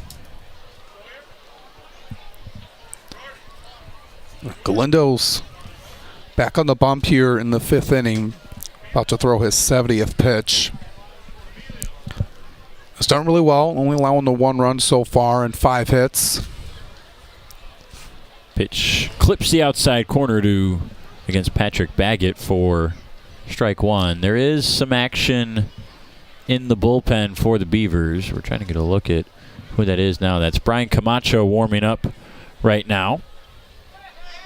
Galindo at 70 pitches currently, and give him credit, the fact that he started the first inning 30 pitches, and we're here in the 5th, and it's just been 40 since then, is pretty good numbers for Galindo to steady things after what looked like it might be a rocky start. Yeah, got off to a little bit of that, the 30-pitch start, and trying to not to set the tone what would be for the rest of the game, but he's done really well, nicely, 42 pitches, since then, and been able to just get himself in command and control, and got some help from his defense along the way. Baggett out to left. Davis is there. 1 down. And you see that a lot, throughout baseball. A guy has like a lengthy inning, either at the beginning of the game or somewhere in between, and then gets back on track. And that's something that Galindo has done really well here tonight. Getting back to his roots. What he's been comfortable with, and it's done some good work. Luke Gooden grounded into a double play his last time out, and Galindo would love to get that again here. Yeah, absolutely. The offense only having 4 hits on the night, and stranded some runners in scoring position. And we mentioned them at the beginning of the show. They were going to be one of the top. They were the top offense in the league. But the Unicorns pitching has been really stellar here so far, and diving stop by Stubbs. They rule it foul. Yeah, good play out there by Stubbs, not able to get the out. Turned over by the umpire, but a guy like that hustle, reaching out for it. Stubbs has been much improved defensively at fielding balls over there at first base. He had some struggles with that last season on ground balls hit to first. A couple that would get by him in some critical spots as well. But early this year, you can notice the improvement already as that one's punched into left for a single. to keep things moving as Gooden gets on base. It'll bring up Justin Gomez with a runner in scoring position. Yeah, going the opposite way again. That time, they'll just finding that open gap between third and short. Going back to what you were saying about Stubbs, Brennan, looking on the ground balls and being well defensively. And had a chance to talk with John Dabrowski before the game, how they work every day with routine plays, ground balls, pop-ups, and everyday situations, just to be prepared and improve defensively. Because those are the routine plays that you got to be able to capitalize, and it's just a really part of the name of the game, and that's something they work on and stress about every single day, and it makes themselves better. And the defense is on there. We've seen some gems out on the infield. Assistant coach Frankie Luxka coming out to talk things over with Galindo and the rest of the infield. This might be Jesse's last batter, perhaps last inning, unless things get out of hand. I think Frankie Luxka there was just getting him some words of encouragement. Able to do well here, but in this kind of situation, just able to stay composed. You done really well here. On the first inning was a little bit off, but you gotten back on the right track and played really well here tonight. Just got to be able to be confident. 1-1 on Gomez. Singled and walked already today. Had an RBI on that single. The only run to come across is the guy standing over at second base right now, Nick Pastore. Chance to come across again from Gomez if he can get a single here. And been the difference maker so far in that first inning. Galindo now up to 81 pitches. The 2-1 clips the corner 83 miles an hour with the fastball for strike 2. On that outside corner. So tough to take for a hitter. It's going to go either way. Swing and a miss. Got him with the off speed. Nice job by Galindo to get a big second out there as Gomez goes down swinging. Able to get him on that one of his secondary pitches. Gomez unable to get anything off of it, and now just one out away from getting out of this jam. And what would be a good day overall if he can get this third out. Alejandro Lara stepping in 1 for 2 on the night. And he takes ball 1. Out of 5 for 20 before tonight. Did have a home run, 4 RBIs. Even walks and strikeouts, both 4 apiece. Now has his 5th strikeout as that came his last at-bat in the 3rd. Another chance for the Unicorns here with a runner in scoring position. Coming in tonight, only hitting .240 as a team in that department. Looking at it for Lara, 3 for 10 on the season while coming in. Did get that infield single in the first inning. The 1-2 outside, 2 balls, 2 strikes. Galindo trying to get what's likely his last batter and trying to get out of a jam. He's gotten out of a couple already, including a bases loaded jam that came in the first after a run had already come across, and he'll get Lara again for the 2nd time in a row looking. That's 7 strikeouts today for Galindo, and if that's it for him, a really impressive start after it looked like it was going to be pretty rough in the first inning. He quickly steadied it, and it's still 1-0 Unicorns as we head to the home half of the 5th here on the USPBL Network.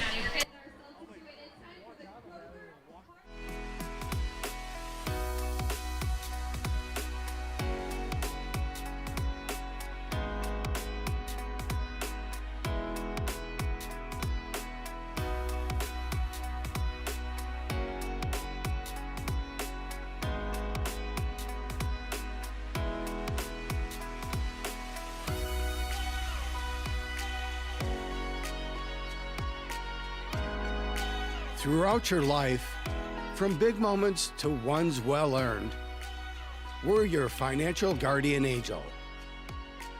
Alliance Catholic Credit Union.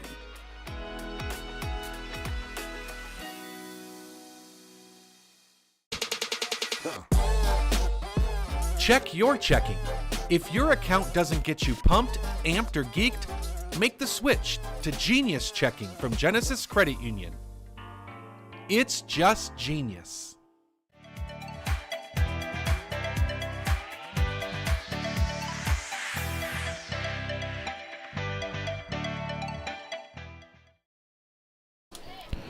Andrew Huffman, a really good relief appearance, taking over for Connor Tomasic, who started this game. Huffman came on with 2 runners on and only 1 out in the bottom of the second.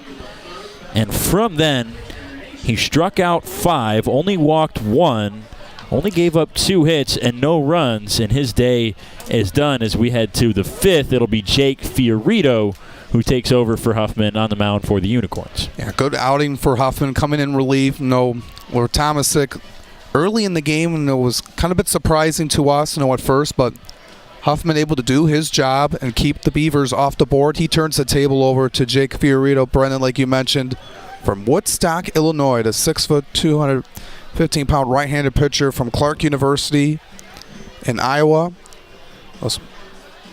He's making his 7th appearance on the season on 6 innings of work, 5 strikeouts, 4 walks, only 2 earned runs allowed. He pitched in the team's last game on Sunday against the Woolly Mammoths. In the 6th inning, he allowed 1 hit and had 1 strikeout. Fiorito, one of the only returners on this Unicorns squad, along with Alec Brunson.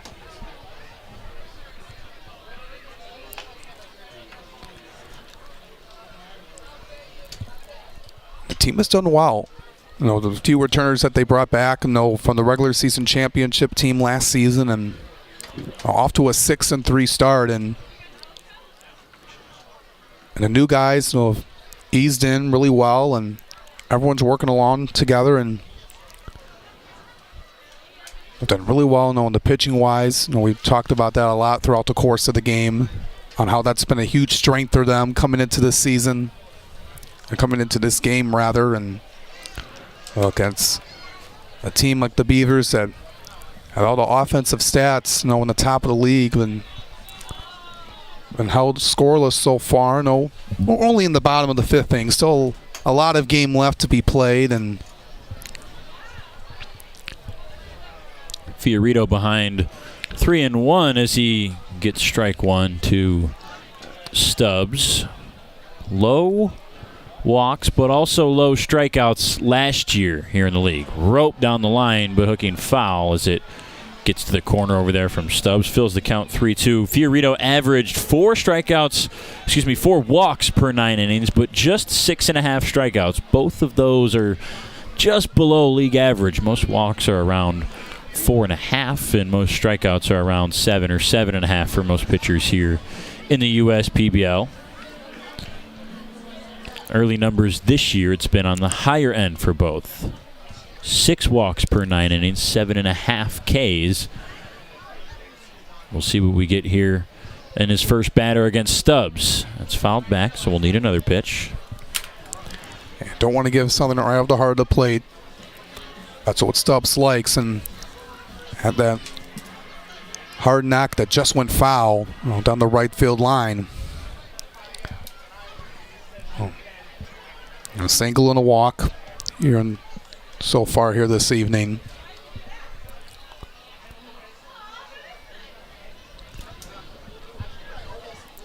The payoff pitch. Outside, he walked him. Leadoff man on again for the Beavers. 4 out of the 5 innings they've batted in, that has been the case. Now the story here is if they're able to build off of that. They've had the good start, getting the leadoff man on to get the offense going, but the Unicorns have stayed strong and not allow anything to come across, and that's been the Beavers here. Got to capitalize in these situations. And feels like at some point the Beavers power is going to make its first appearance tonight. It's league-leading power, both for some of the individuals and as a team. This guy, Malik Bolin, leads the league in slugging percentage and home runs right now. That one clips the corner for strike one. As a team, the Beavers lead the league in slugging, OPS, home runs, RBIs, and extra base hits. Tonight started with a lot of wind early in this game. This one's out to center. That will drop. So something brewing for the Beavers here in the fifth. 2 on, nobody out. That brings up Tremaine Spears. It's good for Bolin to get on, though, at that tough strikeout off of Huffman his last time up. Able to bloop one into center, right in front of Pastore, and another chance for the Beavers. This time with nobody out. Can't leave guys on base. And I've stressed that a lot, and that's been the story here for the Beavers, is they've gotten some chances. Just got to capitalize, and you can't let them go to waste. And I bring up the wind that we were talking about earlier before Bolin got that single to center, because the wind was playing a huge factor in batting practice. As this one sky deep to left, Brunson back to the track. Stubbs fakes the tag up from second. Quickly the throw goes into third. That's a big out. Spears gave the Unicorns a bit of a scare, but it's just the first out. Yeah, we mentioned how the wind was staying in and not a lot of balls going out of the yard. If it was a little bit different here, I could have had a chance to get out, but That's what I was going to say, too, is the wind has died down a little bit, which makes me think the power might be making its appearance.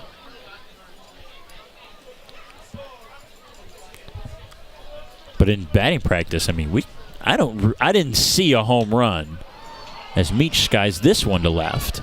And not seeing a home run in BP at all is pretty rare. And it didn't feel like it wasn't a particularly super windy day. We've had windier days recently, but it was just steady and stiff enough up in the air as well that we didn't see any balls leave the yard. And usually batting practice, at least from a distance perspective, is a pretty good indication of what fly balls are going to do during the course of the game, as long as the weather remains constant. That's been the track record here at Jimmy John's Field. And tonight that's been the case, but the wind has died down. The flags are limp for the most part. The pennants and left a little shaky, but not like they were during BP. Yeah, they're not moving really much at all. No.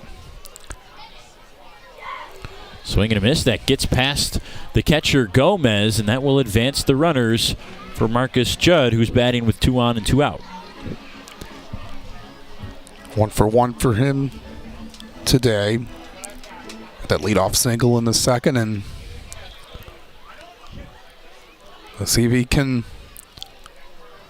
break the goose egg for the Beavers and potentially take the lead here. Beavers looking to break through on the scoreboard. The 0-1 nearly nicks Judge live. I thought it caught him on the elbow. He just slipped it inside to avoid it. So that's ball 1.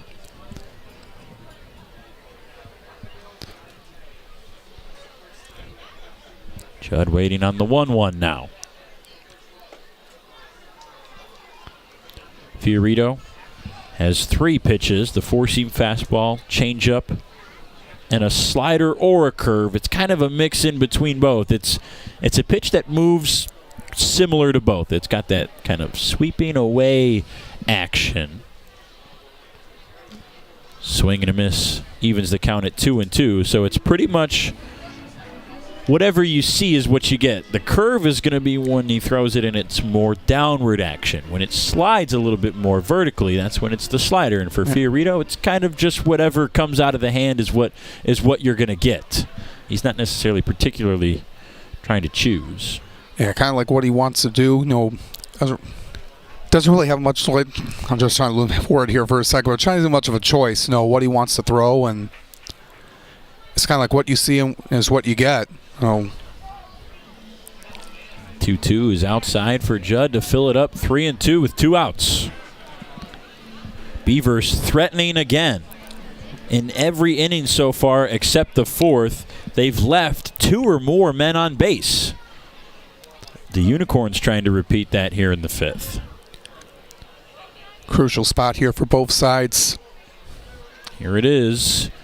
Out to center. Is that going to hang up enough? Again, it will. That's the 3rd time today. With runners in scoring position, the Beavers have put a fly ball relatively shallow out to the outfield, but it's hung up just enough for the Unicorns to get to it as the catch was made by Pastore to again end the threat. We'll head to the 6th. The Unicorns clinging to a 1-run lead.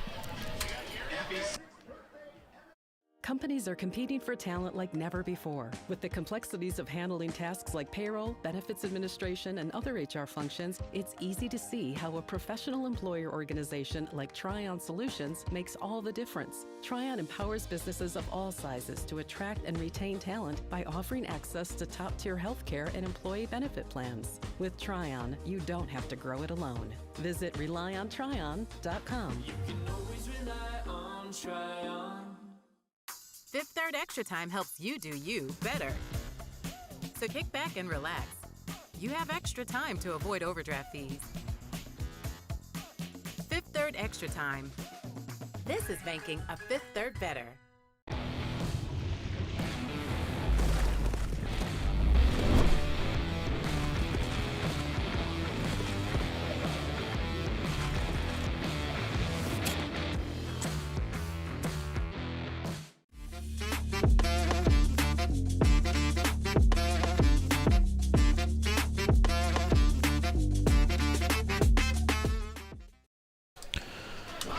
Top of the 6th here on the USPBL Network, and a new pitcher for the Beavers as Ryan Mann takes over. And Alex, we have to talk about how good of a start that was for Jesse Galindo.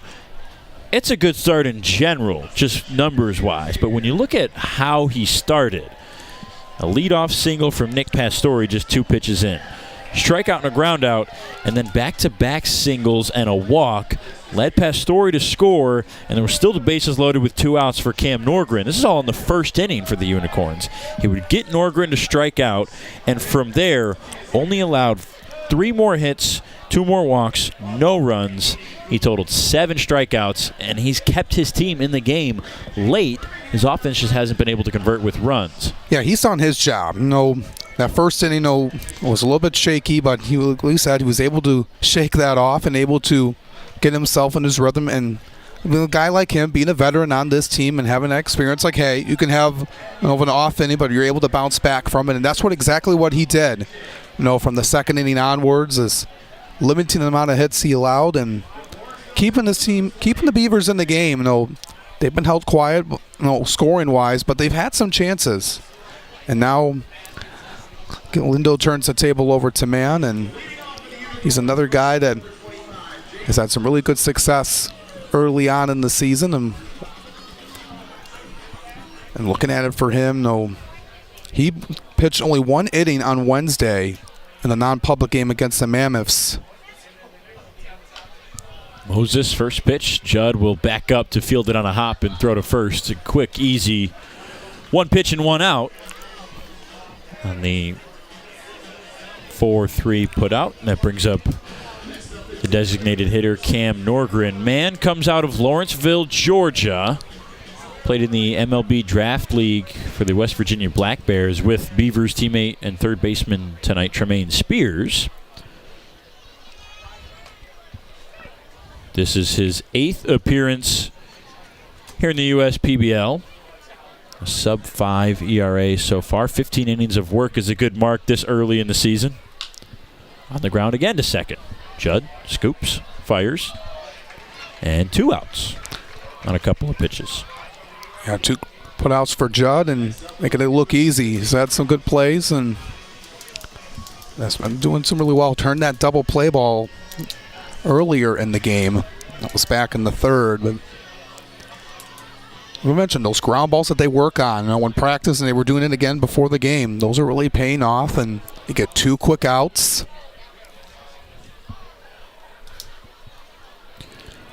Brunson has been quiet tonight. A couple of contact outs.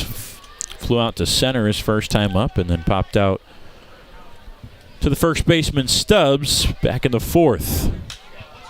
Flies out to right here. Coming in is Meach. Going back is Judd. Did Meach make the catch? He did. Sliding just past his second baseman, David Meach.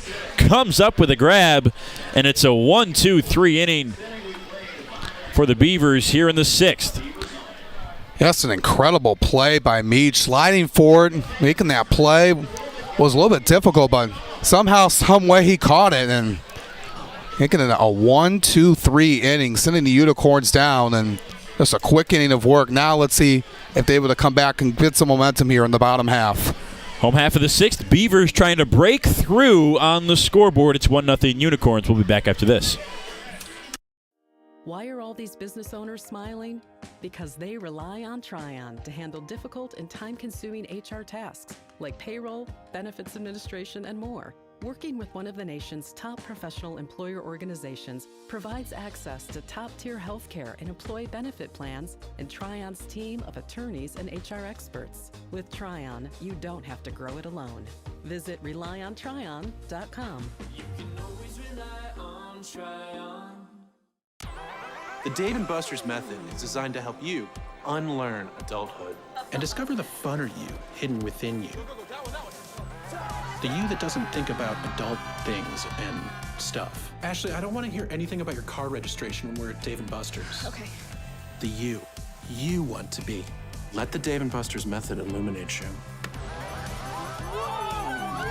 Begin the method today with 5 free games. You know you want to.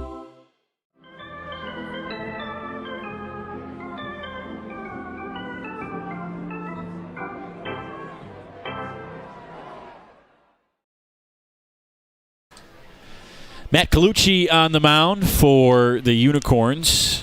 2 innings and 2/3 from Andrew Huffman. We're now here in the bottom of the sixth.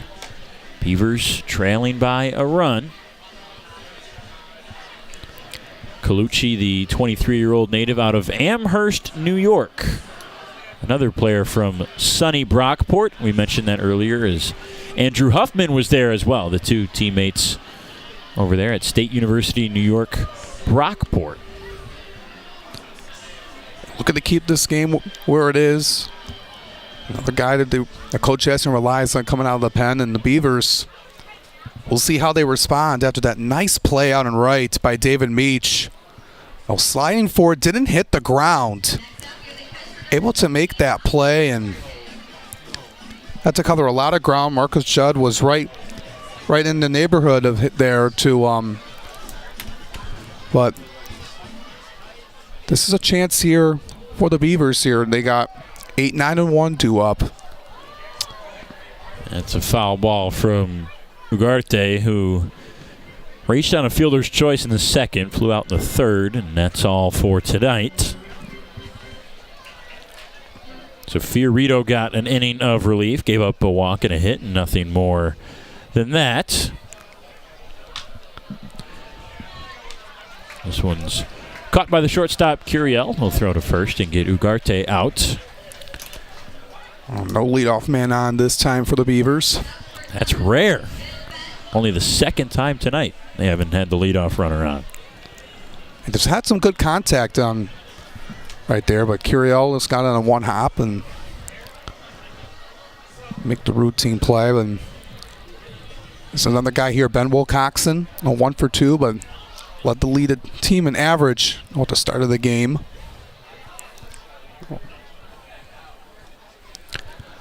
I had a chance to talk with him before the game and just have been doing really well coming back after a week off, of games rather, in publicly, but just a chance, just to just to have a chance to get their team back together and just work on some things throughout the course of the games, and had the chance on Wednesday to play against the Mammoths to get prepared for this weekend.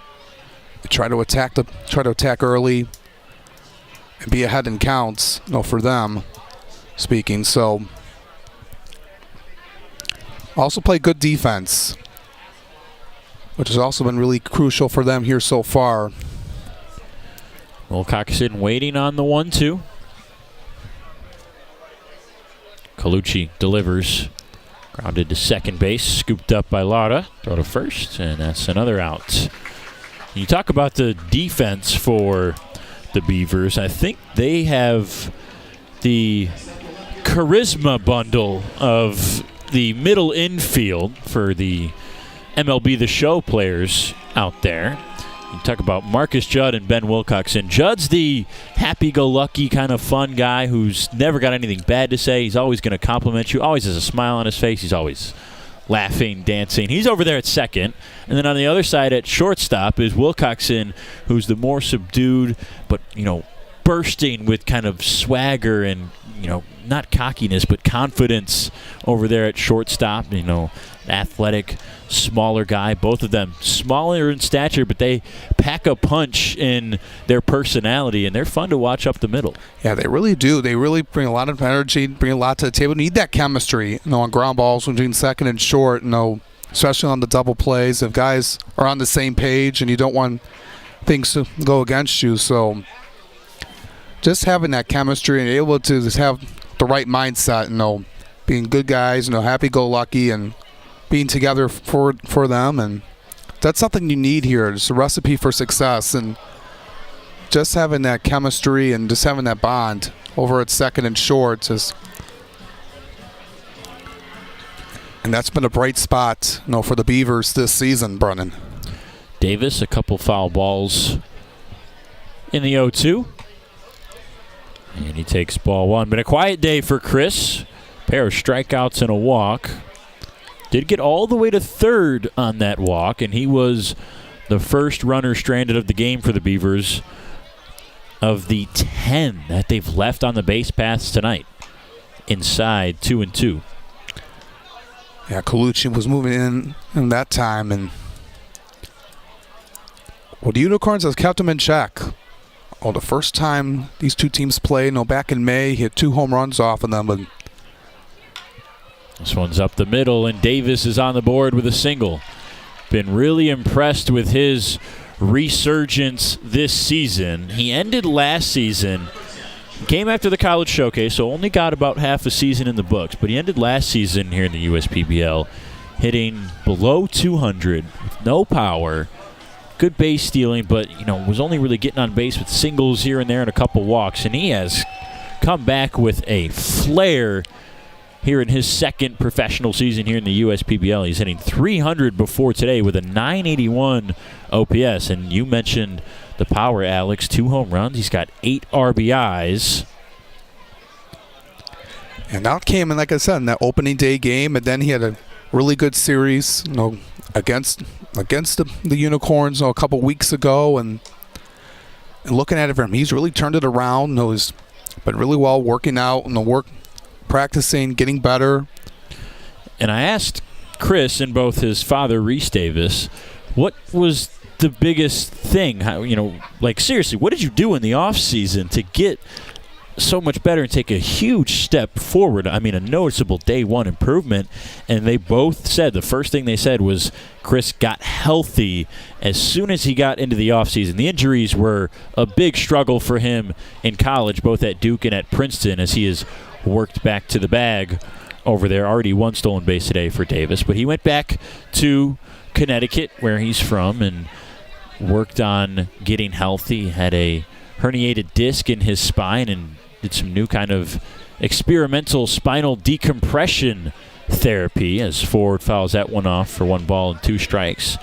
They strap you down to a table and they kind of, make sure you're nice and tight and expand your spine with the table. He said he was kind of leery about trying it at first. It was kind of new, as we said, sort of experimental. He said it sounded like snake oil when he first read up on it, but he checked and the early numbers looked good for results and said he felt great. And he was still doing regular physical therapy along with the spinal decompression therapy, as well as working on his hitting and some mechanical changes, and he's come back with a vengeance in his second season. Yeah, he really has. Coming off of that, it's always difficult, but He's done really well.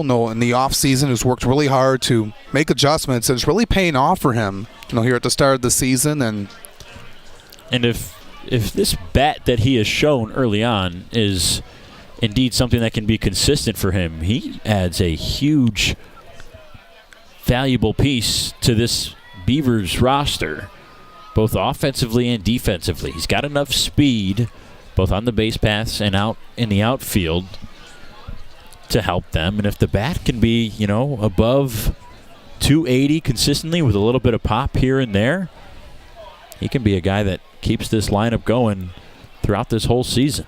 Yeah, absolutely. If he's able to keep this up, and I mentioned he has the speed, he has the power that he shows, and his forward goes down swing, but he's done really well a lot in the offseason, and in the early part of the season he's done really well, and looking forward to see what he does the rest of the season.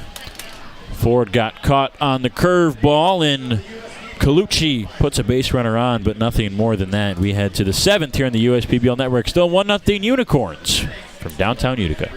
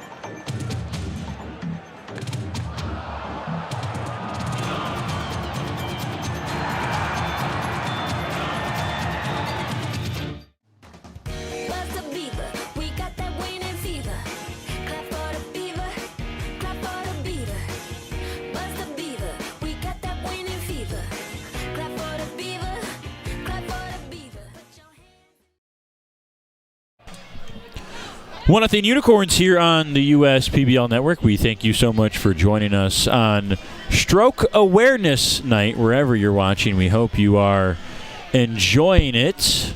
On the YouTube, Shane Salmon says, "You guys are great on the YouTube channel." Shane from Roseville. Well, thank you, Shane. Tanya McCormick says, "Yes, T-Baby." Sorry we didn't catch when that came in. You'll have to let us know, Tanya, which T-Baby you're referring to. Marcus W. says, "This is so much better than MLB. Thank you, USPBL, for streaming baseball the way it should be." Ryan Mann takes over, continues to take over. He came in last inning. Continues his outing in relief here against the 9-1-2 hitters in the 7th, Curiel, Pastore, and Baggett. Had a 1-2-3 inning. A couple of ground balls and a flyout, and see if we can get another quick inning of work here and get the Beavers back up to bat.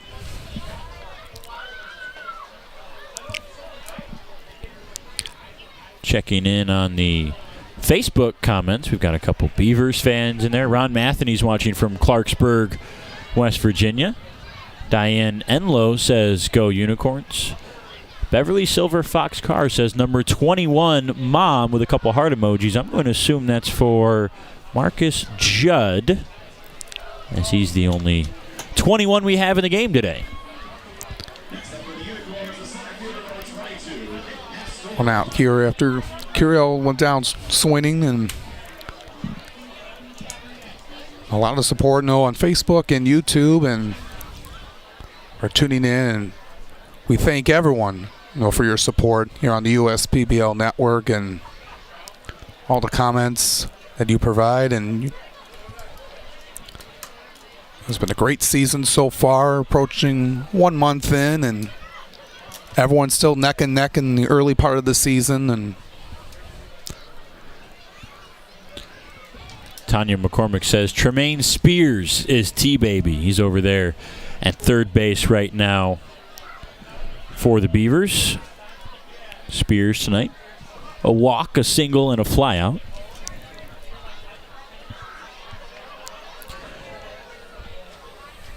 Pastore's had a good day, 2 singles and a strikeout. He's 2 for 3. Skies this one to the gap in left, ranging over is Davis for the catch. So a couple more contact outs for Mann. Yeah, Pastore's had a lot of that contact throughout the game, some hard hit balls, and there's another one there that unable to result in a fly out, but he's really attacking here on the Beavers pitching here tonight.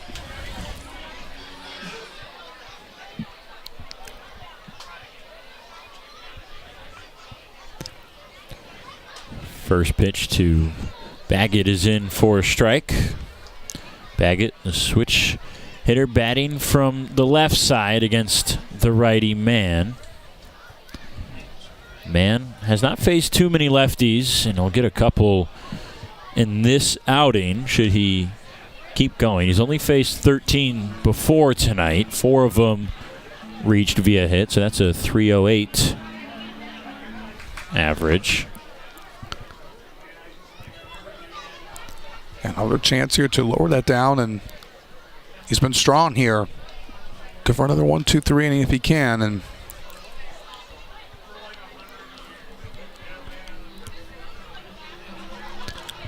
yeah, both teams with 6 hits here tonight. That 1 run being from Gomez in the first inning. That's the separator here. And one just missed by a man who just was trying to find that top outside corner. The 2-2 with 2 down. Just outside. That's been a strike a couple times tonight. Instead, it's ball 3 here in the 7th inning. Brought to you by Valpak on the US PBL network. Baggett waits. Man delivers. Check swing outside, able to hold back, and that's a walk with 2 outs to keep the inning alive and extend it to Lucas Gooden. Patrick Baggett, getting earned once again with another base on balls. That's the reason why his on-base percentage has been so high over the so far this season. We mentioned coming in at .412, near the top of the team in that department. It's the 11th walk he's taken this year. He's only struck out 5 times. 1 of each tonight, a walk and a strikeout.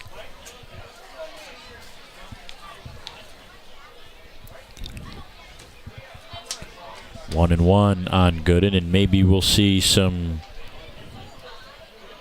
aggressive base running from Baggett. He's 1 for 1 on stolen bases this season, but the Unicorns with just a slim 1-run lead, and with how much the Beavers have threatened to score, you have to think maybe the Unicorns will try to be aggressive and get another run across. 2 outs here in the 7th.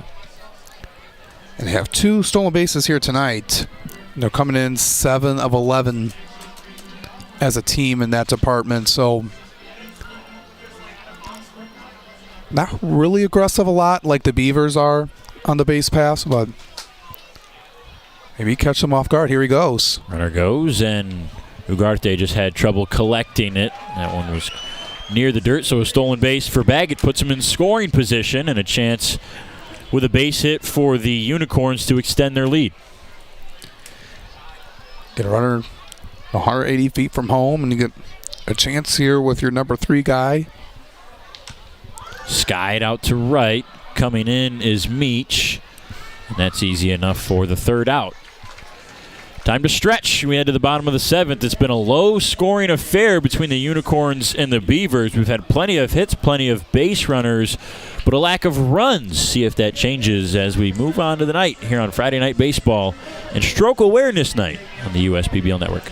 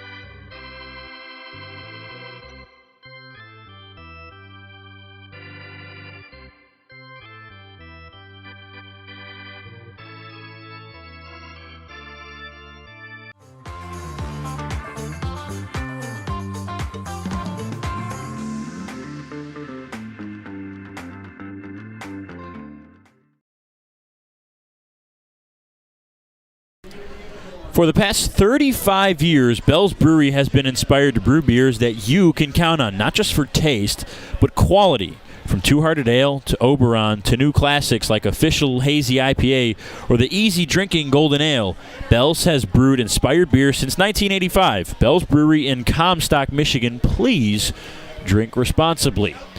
Garrett Bonnet, a newcomer to the USPBL, comes on for the Unicorns here, holding just a slim one-run advantage.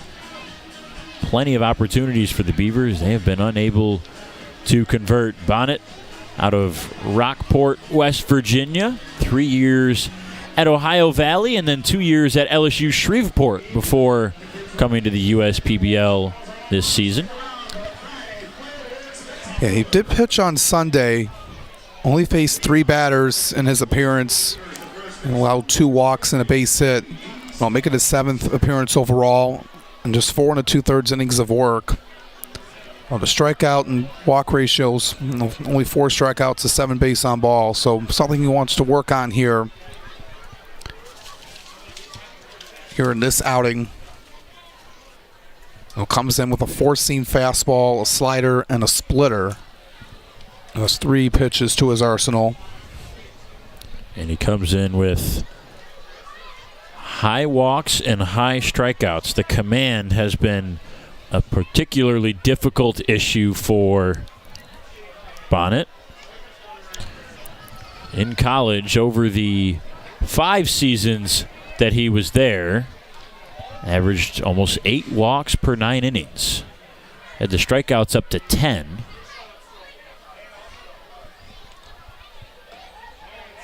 And in the USPBL, those numbers have both gone the opposite direction they've needed to. 14 walks per 9, 8 strikeouts per 9 in his small 4 2/3 innings so far. And he's behind here early to Stubbs, 3 balls, no strikes. Stubbs had the green light, checked his swing, and that's strike 1. Yeah, trying to improve on that, try to get ahead in counts. That's been a story here. For Bonnet is trying to improve and not allow many free. Stubbs smokes this out to right. It's hooking. It is a fair ball. Stubbs racing to second, and that's a leadoff double. And the Beavers have another opportunity in the 7th. That just barely stayed fair down that right field line. It just touched the chalk on that one, and Stubbs able to get a leadoff double. Got fortunate. Now we'll see if they can pull off, and Malik Bolin steps in. A prime opportunity. Yeah, that was very close to being a foul ball. Stubbs had one of those earlier as well that was smoked down the line, but hooked foul. Now Bolin with a chance to bring him home. This one's out to center. It should be deep enough to move Stubbs up 90 feet as it's caught on the warning track by Pastore. He'll quickly turn and throw it to the cutoff man, Curiel. Stubbs easily moves over to third base, and Bolin gets the job done to put the runner 90 feet closer. Yeah, gave it a ride out to dead center, and got to give credit to Pastore just to track it down right near the warning track. And doesn't go down as a sacrifice, but you did your job and moved the runner 90 feet. And here comes Caruso. It's been just 6 pitches for Bonnet and 2 pretty hard hit balls, so he and the entire infield will discuss what to do in this situation and how to pitch Tremaine Spears. 1 for 2 plus a walk tonight. Yeah, I think with Coach Caruso here talking with the infield here is, got one out and just got to be able to just keep under composed. We've had the lead here. You can't give it up here. But coming out at the heart of the order, the number 5 hitter now, and then move on to Meach, then Judd afterwards. So want to get something here on the ground and keep Stubbs at third. Spears in his mind, looking either for a base hit or a sacrifice fly to get the job done for the Beavers. So this is a crucial moment once again. Can the Beavers capitalize? Spears pops this one up on the infield. Easy for Lara to grab it, and exactly what the Beavers didn't need. Stubbs still waiting over there at third to come home, as have 11 other runners tonight for the Beavers. Yeah, going on that first pitch swing, you're being aggressive, but it's unfortunate that one didn't go a little bit more deeper, but you give credit to Bonnet for setting it up perfectly, and now you're just maybe one out. You're now one out away, rather. If we can get out of this jam again. That one couldn't be gloved by Gomez, but doesn't squirt far enough for Stubbs to come home. And with a guy who lacks command, Stubbs has to be ready over there at third base for anything in the dirt, anything that might skip by to come home on a wild pitch. Got to be alert. The 1-0 to Meach inside. 2 balls, no strikes. Meach tonight 0 for 3, all in play on his 3 outs. All in the air.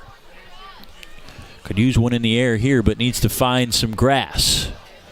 He's got a good count to do it. 2 balls, no strikes. The pitch inside again. 3 balls, no strikes. Bonnet trying to work away from the barrel inside to the lefty. Stubbs got the same treatment in his at-bat, and he was able to turn on one for that leadoff double. See if he can paint the corners. 3-0, and he walked him. Yeah, like you mentioned, Brendan, he didn't want to send one right up the middle or up the barrel, but it doesn't bring in a run, but you get a guy like Marcus Judd coming up here. He's had some good at-bats. Really wants to tie this game up here. Judd reached in his first 2 appearances via single and walk. Flew out his last time up in the 5th. Chance to do some damage now in the 7th. We mentioned with the Beavers, they've left 10 runners on base. Judd, fly ball, right field. Under it is Moses, and that's the 3rd out. Another runner in scoring position is left out there with no bat to bring him home. The Beavers still a goose egg on the scoreboard. It's 1-0 Unicorns. They lead it as we're in the 8th here on the USPBL Network. At Ascension, Michigan, we're committed to being your first choice for healthcare. Our nationally recognized heart program is the leader throughout Michigan in minimally invasive heart valve procedures. For joint replacement, spine, and cancer care, patients choose our specialists for advanced care and treatment. And we also excel in the things that can't be measured. Listening more closely, caring more compassionately. We're for people, the pioneers, the underdogs, the players, and the slow and steadies. We're for people, for who they are and who they could become. Yes, we're a bank, and some say our business is all about money, but that's an old idea. Because look past the money, and you'll see real human lives. We see it, because we're for people. Huntington, welcome.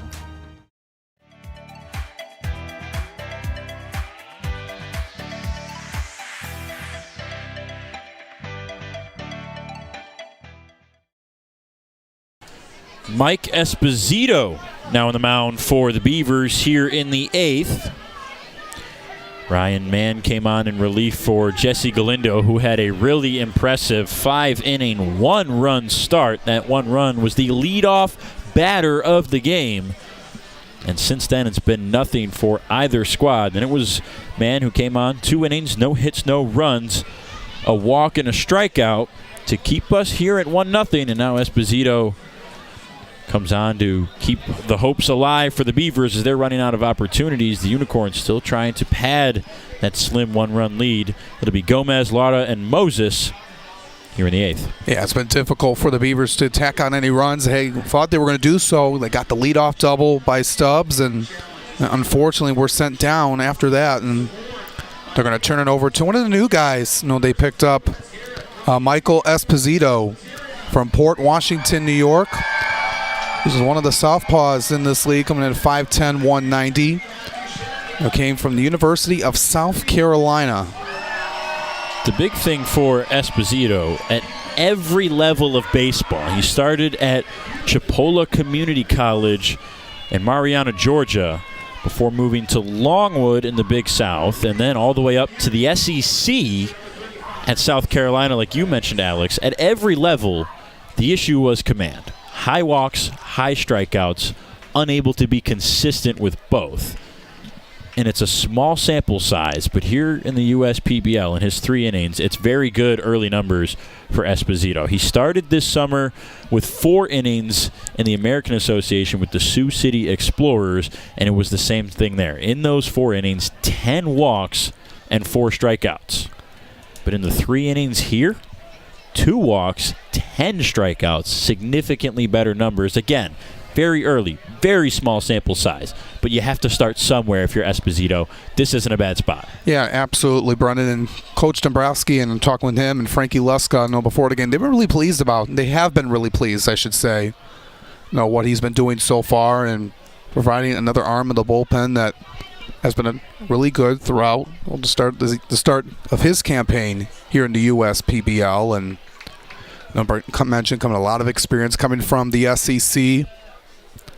And being one of the lefties in the league, there hasn't been a whole lot of lefties we've had so far in the USPBL, but brings a different approach to these guys for the opposing hitters.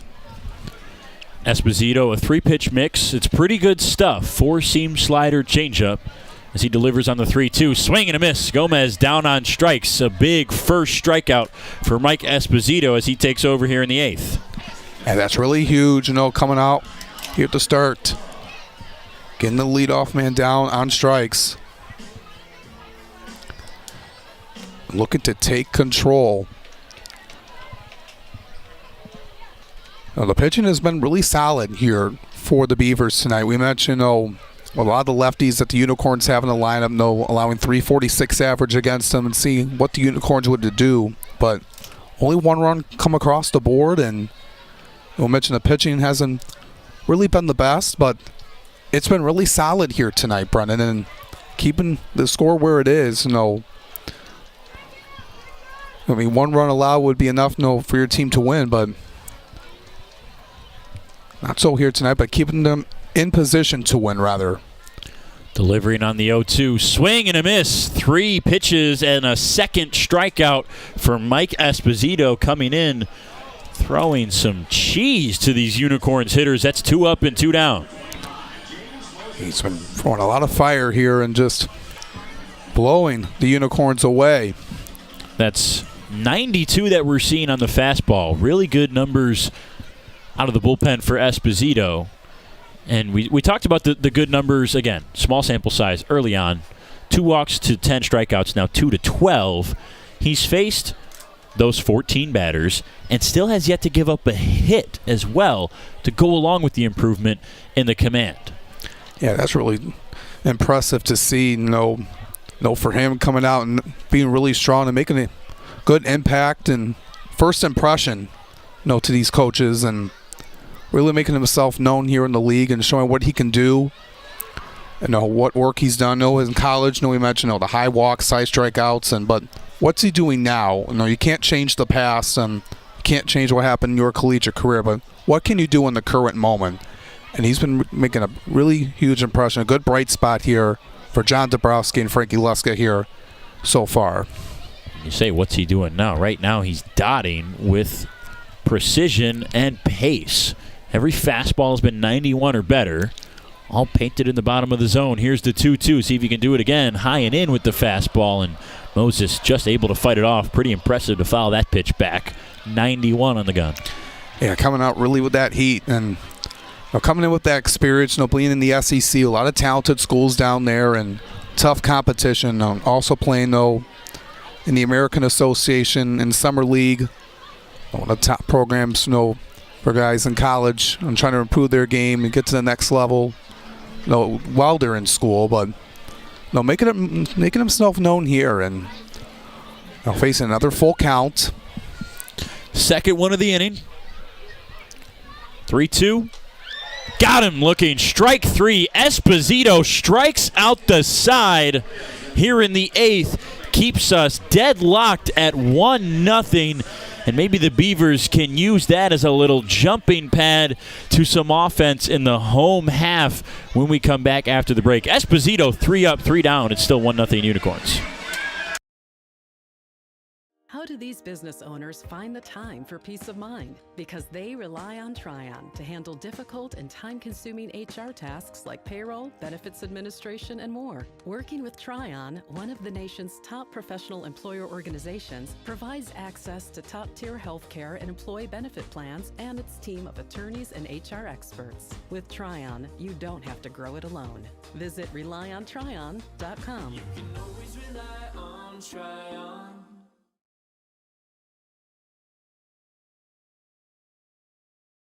What are the odds that we're neighbors, we've known each other our whole lives, and both tear the exact same things in this exact same knee? So an ACL tear is an injury to the main stabilizing structure of the knee. You want a good team around you because then you know that what you're doing is going to help you in the long run. My message to everyone who's helped me, thank you so much because you guys helped me progress so much. Also hearing it from a friend that's went through the exact same thing, I think sort of helps that know that there's a bright side at the end.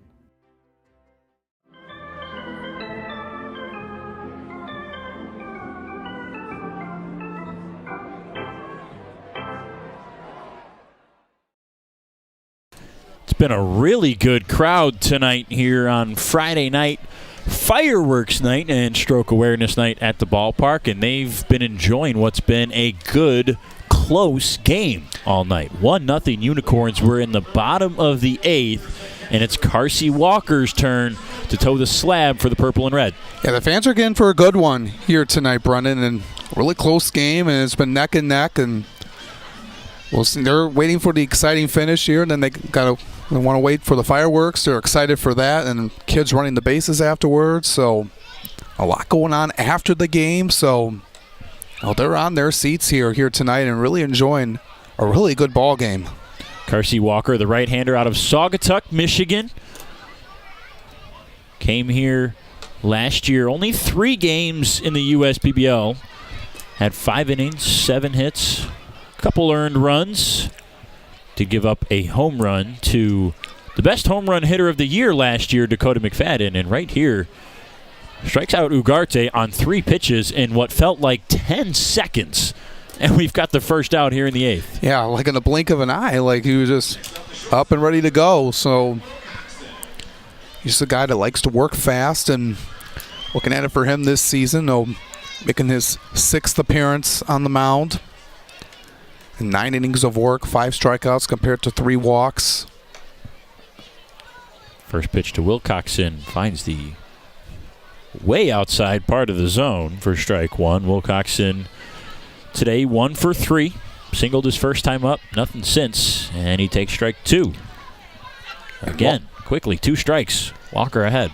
Yeah, not really. The pitch clock's not really a factor for him. He was always ready to go, so the batter's got to be ready.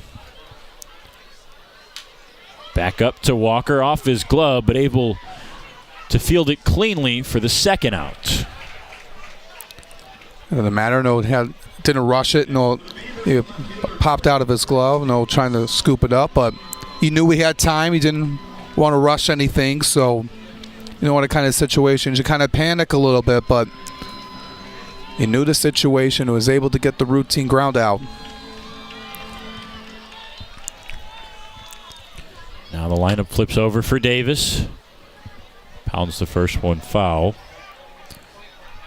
5th appearance at the plate tonight for Chris Davis.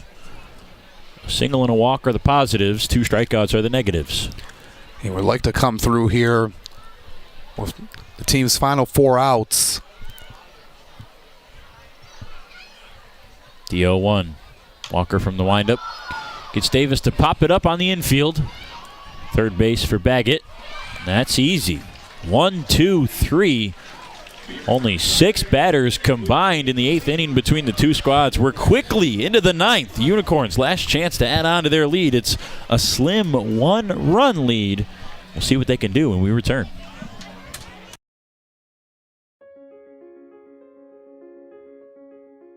A good acronym to use when you think you might be having a stroke is BFAST. So B is for balance, so sudden loss of balance or coordination.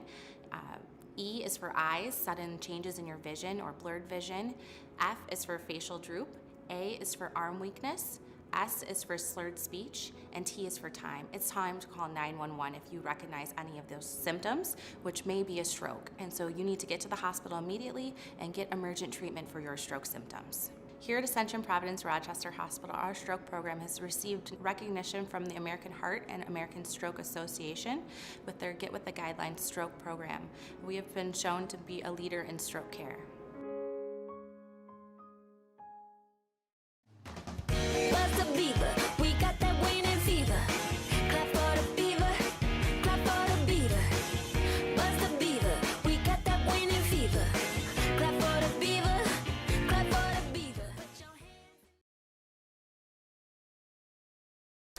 John Bucalaire taking over here in the 9th. A very good inning of relief from Mike Esposito. 1 inning, 3 batters, 3 strikeouts, and he and John Dombrowski will take that outing and run with it as the Unicorns still have their game faces on. 1-0 lead into the 9th. Bucalaire steps on, and he's been pretty lights out for the Beavers to start this season. 10 innings, a sub-4 ERA, just 5 walks and 13 strikeouts on a pretty nasty 3-pitch mix that this reliever has. 4-seam fastball, slider, and sinker. Has them all tunneling in pretty much the same spot, and has used that to his advantage so far this season. Opponents hitting just 188 against Bucalaire this year. Yeah, he's been really dominant in late inning situations. Coach Dombrowski relies on him, being that guy in the 9th inning. In this situation, to keep the score where it is. A 1-0 game. If you're able to get a quick inning of work here, gives it over to the Beavers on offense, but looking at it overall, the bullpen has been really solid. Coming in after the start of Galindo, had a good game. Bucalaire will face 7, 8, 9, Norgren, Brunson, Curiel, and this is typically where I would say barring any substitutions. But the 2 bench bats for the Unicorns right now are on the injured reserve, Josh Baker and Jacob Bisharat. And not having Josh Baker is big for the Unicorns. Leads the team in home runs, RBIs, and slugging percentage right now. They want him back as soon as they possibly can. They've been missing his offense tonight with just 1 run on the board. It was the first batter of the game. Yeah, absolutely. Baker had those 2 home runs in the game against the Beavers in their first game a few weeks ago, and he went down, and it's been really tough, but hopefully they were able to get him back very soon, and he's been a guy that's been a catalyst offensively for the Unicorns. The 1-1 is fouled inside from Norgren, who's 0 for 2 with a walk tonight. Struck out his first time up. Have to applaud the Beavers relievers. Just the offense has struggled so much to score, but the pitching really has been great. There's 6 hits on the board for the Unicorns. All of them came against Jesse Galindo, who came out in the 5th. So the Unicorns haven't had a hit since the end of the 5th, as Ryan Mann and Mike Esposito both came on and did some good work out of the pen. The 2-2 outside fills the count against Norgren. It's 1 run on 6 hits and no errors for the Unicorns. No runs on 7 hits and no errors for the Beavers. The Unicorns have stranded 8 runners. The Beavers, it's been 12. They've had a base runner in every inning except the 4th and the 8th. You got to give credit to the Beavers, holding on their bullpen, holding the Unicorns in check. And Bucalaire stepped off because he thought he had a timeout. He thought he had one disengagement left. The home plate umpire says no, and in a 3-2 count, if he was out of disengagements, that's a walk for Norgren. Our fielding umpire is going to come in and discuss it. So they will change the call. Buechelaar still had a disengagement left. Now he doesn't have any. But so we'll redo the 3-2, and how about messing with the psyche inadvertently of Norgren? You know, you think you work a walk against a really good pitcher on the mound, and now you got to step back in on a full count.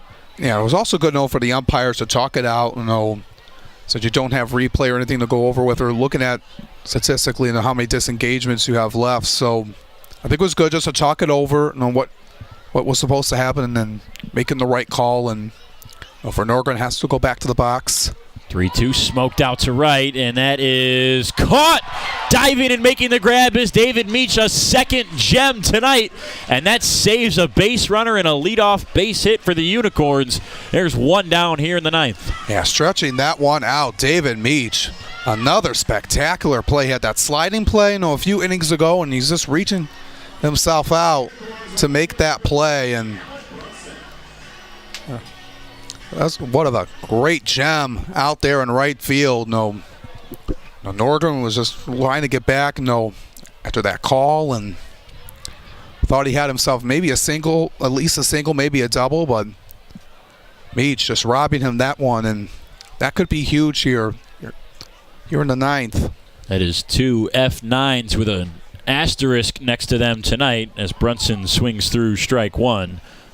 Really good job by Meach out there in right field.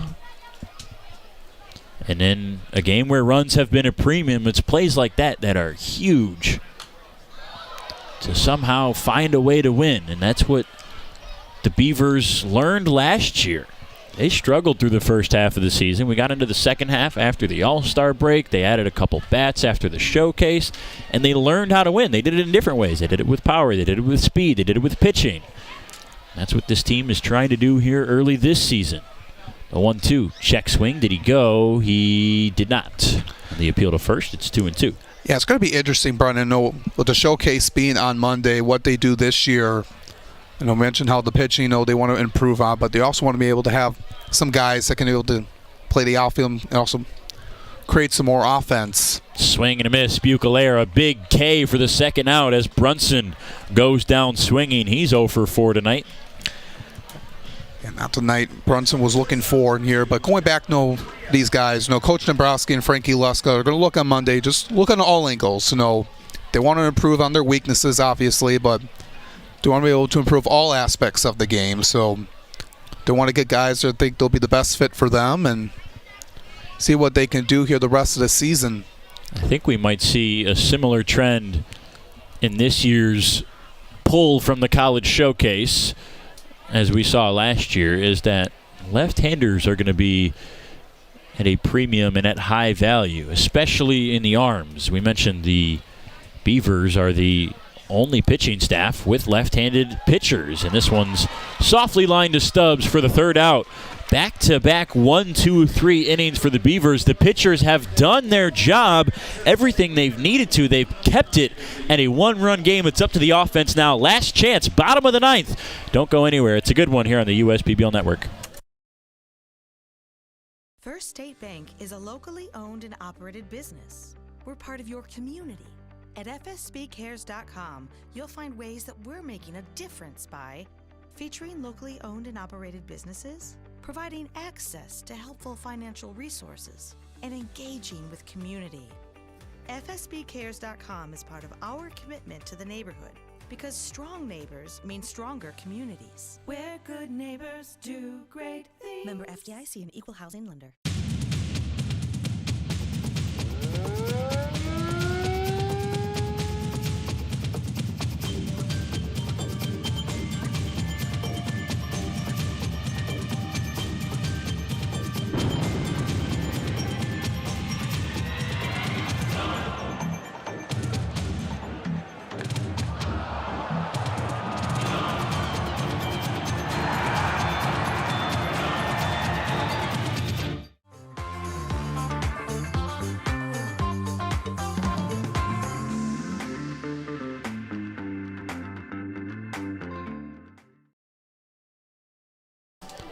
Ninth inning, 1-run lead for the Unicorns. The weight of that on the shoulders of Jace Bauman for the Unicorns. He'll face Travius Ford, J.D. Stubbs, Malik Bolin, 2, 3, 4. And Alex Johnson, I don't know if you could conjure up a scarier part of the lineup to face with just a 1-run lead for Bauman right here, but he's going to have to go out there and do his best. Try to get this Unicorns team the win. Yeah, he has a tall task. With Travius Ford, J.D. Stubbs, and Malik Bolin, the heart of the order for the Beavers, and it's going to be a tall task, but Bauman was in a similar situation on Sunday against the Mammoths. We pitched 3 innings, and pitched the final 3 innings on Sunday, and they were able to hold on to that 4-3 victory as the Mammoths rallied in the 9th to come within 1. And there you see what tonight has been like. The 1 from the Unicorns was the first batter of the game, and it's been straight zeros for both squads since. And that man's face up there right now, Travius Ford, will look to change that to start the bottom of the 9th. First pitch under the strike zone for ball 1 from Bauman. The Beavers came into tonight with a low but not league worst average with runners in scoring position. It was 231, and after going 0 for tonight, we'll have to tally up how many opportunities they had, but it's been a decent amount. That number is certainly going to drop. They've been one of the worst teams in the league at hitting with 2 outs, hitting just 173. That's happened plenty of times tonight. 2 outs, runners on, chance to score, and they get nothing. Leaving the 12 men on base as well is also been eye-popping to see. And when you look back at this game, for the Beavers, just to all the chances they had. Ford out to center. This is shallow, giving chases past Story, and he'll get there in time, and that is a big first out. We know the havoc that Travius Ford can wreak on opposing pitchers when he's on the base paths, and to get him out, especially after falling behind 2 balls and no strikes, is a huge out for Jace Bauman. Yeah, able to get that one back, right at the heart of the plate, and Ford was always a tough man to stop. You thought he was going to get that one to drop in front of center field and right, but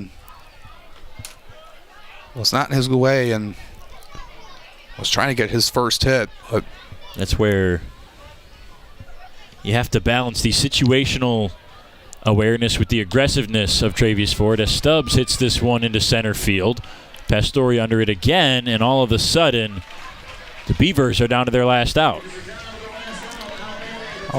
Up here, but one of the stars so far here in the early part of the season, Malik Bolin, who's only 1 for 4 here tonight, but has a chance. If you can get on base, maybe a double, and send it down to Spears, and get to that part of the order. First pitch fastball misses outside. 1 ball, no strikes for Bauman. It's a 4-pitch mix, both fastballs. Check that, 5 pitches. Both fastballs, a changeup, a curveball, and a slider for the 24-year-old from Mosinee, Wisconsin. And he'll talk things over here with his catcher, Gomez. Yeah, trying to be able to locate where he wants to locate on Bolin. Don't give him anything over the heart of the plate, obviously, but trying to be able to attack him maybe inside. But this is a crucial spot here. Looking in Bolin's eyes, he does have to play hero ball right now.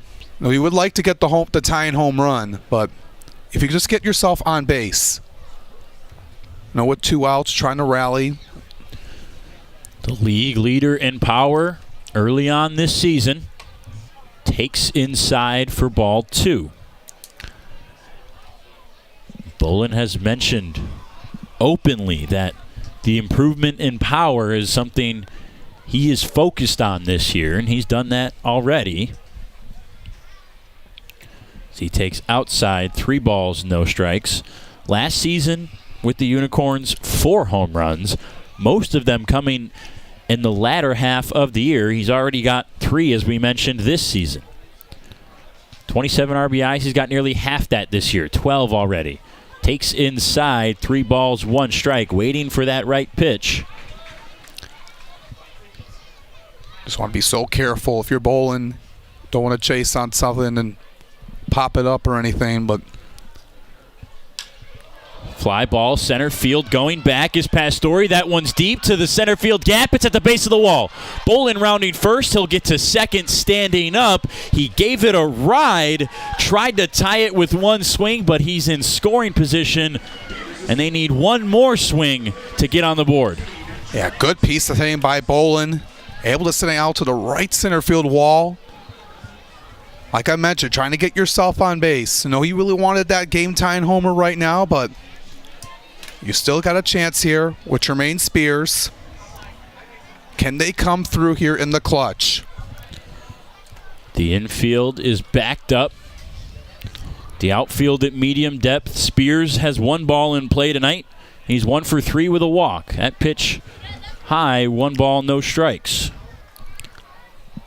After Spears would be Meach. The Beavers do have both of their bench bats, Shoma Yoshida and Alex Crump, a lefty and a righty respectively, available. Spears waits. Just missing outside. Bauman, you could see the shoulder shrug. He wanted that call, and it was close. Yeah, he thought he had it too, and it's just a tough one to take. But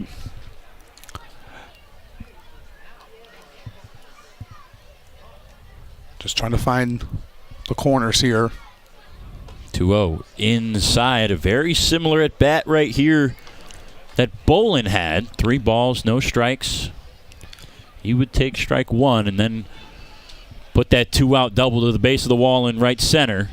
Spears would love to just put this ball in play for a base hit and take their chances with Bolin at the plate. The 3-0 right down the middle. Spears taking all the way. Strike 1. And you know on 3-0 he wasn't going to swing at that.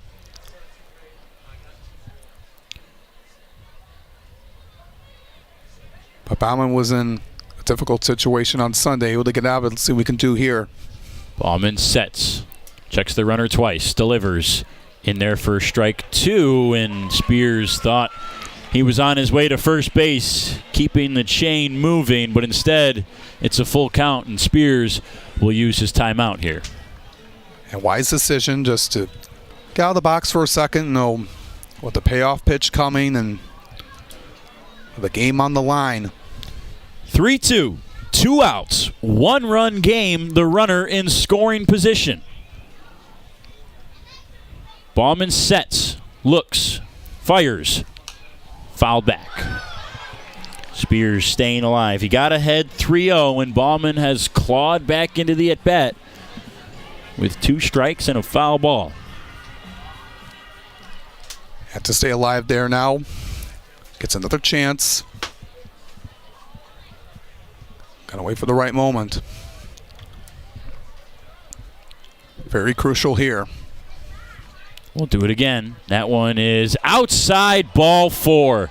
Close take for Tremaine Spears, but he keeps the inning alive, and you can see, based on Bauman's reaction, there was a lot of intensity built into that at-bat, and the whole infield, including assistant manager Nick Caruso, will gather on the mound. 2 on, 2 out here in the bottom of the 9th with the Beavers trailing by 1. Yeah, he thought he closed the door and was in disbelief. Now, runners on first and second. Nick Caruso going to go out there just to rally the infield in. And on how to handle David Meach, who is 0 for 3 tonight. Did walk his last time, and there's nobody warming in either bullpen. If we go to extras and the Beavers pitch, it's probably Bucalaire. And this batter is for sure going to face Jace Bauman. So if we're getting back here, just got to be careful here, but want to be able to stay composed in this situation. And they're going to pinch run Shoma Yoshida for Malik Bolin. Bolin, a designated hitter, so that means nothing defensively should this game continue. Yoshida's at second with a little bit more speed than Bolin. He's done his job, and he'll go get some congratulations in that Beavers dugout. Yoshida's in scoring position. Spears kept the inning alive for Meach as he's over at first after the intense full count walk. Now Meach, the lefty, will dig in against Bauman. 2 for 7 against left-handed hitters this season. First pitch, swung on and missed. 85 on the fastball. Right past Meach for strike one. Able to get anything on it.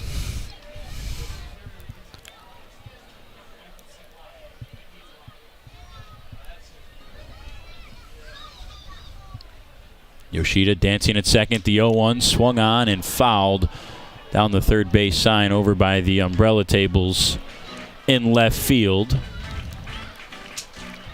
This season, with runners in scoring position, Meach is 2 for 18. With 2 outs, he's 1 for 16. Trying to buck the trend here. No balls, 2 strikes, 2 down. Last strike for the Beavers, and it's high for ball 1. A little bit too upstairs on that pitch. Yoshida at second. Spears at first. Meach at the plate. The tying run in scoring position. The 1-2. Inside gets past. Both runners are going to move up. Yoshida to third. Spears to first. The wild pitch puts 2 in scoring position. And now the Beavers might be able to win it with a base hit. They can do it here with David Meach. You know, a guy who had a home run on Wednesday, trying to become the hero here tonight. He's facing his last strike, though. But if he can get anything to either side. The intensity in this game right now, you can feel it in the air. The 2-2 grounded foul. Just what it would be like to crawl in the mind of Jace Bauman or David Meach right now. You can almost feel it from Bauman, at least. With every pitch, you can feel the bone-rattling intensity this game has. It's been nerve-wracking here. We'll do the 2-2 again. 2 runners on, 2 outs, 1-run game. Bottom of the 9th. Fouled off one more time by Meach. Just trying to battle. And a shout-out to our DJ playing Staying Alive by the Bee Gees. That's exactly what David Meach is doing right now. A little humor to relieve the tension here in the 9th.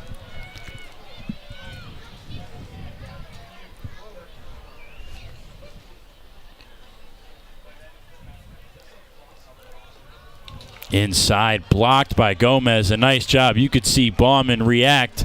He thought that pitch was by. And another full count. Back-to-back full counts with 2 outs in the bottom of the 9th. This is coming to be an intense moment. Meach digs in. Here's the pitch. Swung on high into center field. Shallow. Pastore comes in, and that will do it. Yet again, the Beavers threaten. Very scary. 2 runners in scoring position with 2 outs, and they get nothing across. That was the story all night long, and the Unicorns hang on to win it 1-0. That 1 run being the first batter of the ball game. Nick Pastore back in the first inning. Yeah, Jace Bauman can hold his breath. You know, the Unicorns able to hold on and just, they were given a scare by the Beavers, you know, throughout the entire game, but it's unfortunate that they were unable to get anything across.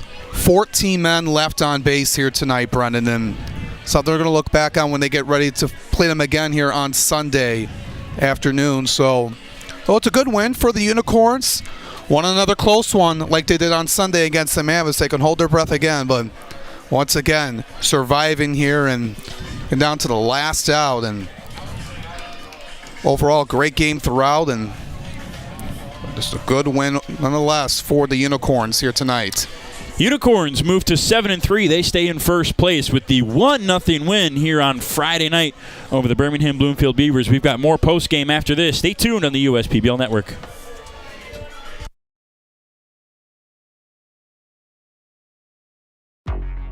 If I hit a home run, then you know what's going out of the park. Yeah, bases loaded, we ain't letting up. Scoring back to back, you can count it up. United we stand together, divided we fall. Ain't no turning back, we done came too far to turn around and have a seat now. We don't compare, cause we unicorns. Illuminate the dark with my uniform. Every time you see me stand up and salute me. It ain't no competition, not even from you. If I hit a home run, then you know what's going out of the park. Yeah, bases loaded, we ain't letting up. Scoring back to back, you can count it up. United we stand together, divided we fall. Ain't no turning back, we done came too far to turn around and have a seat now. We don't compare, cause we unicorns. Illuminate the dark with my uniform. Every time you see me stand up and salute me. It ain't no competition, not even from you.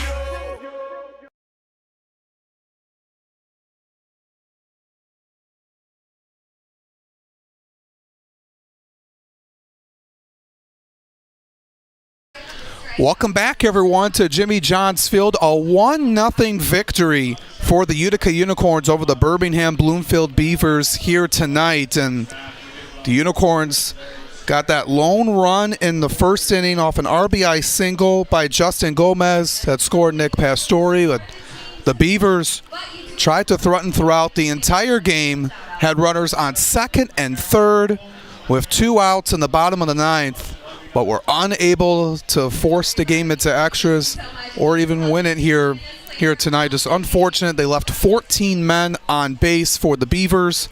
Well, the Unicorns were really strong throughout, holding the Beavers hitters in check and on those rallies that they were having throughout the course of the game. And that's a good win here tonight. As we're waiting for our post-game interview here with Brendan Shabath down on the field in just one moment. And, well, nonetheless, a great win for the Unicorns in a close game situation like they had on Sunday against the Mammoths. But they moved to 7-3 on the season, while the Beavers fall to 5-7. We're still waiting here for just a moment as the fans are running around the bases here, then getting ready for the fireworks show in a couple of minutes. Our Friday night fireworks sponsored by Magna. As the fans are all piling in to run the bases, and got a good one here tonight. It was a 1-0 victory for the Unicorns here on this Friday night here in downtown Utica.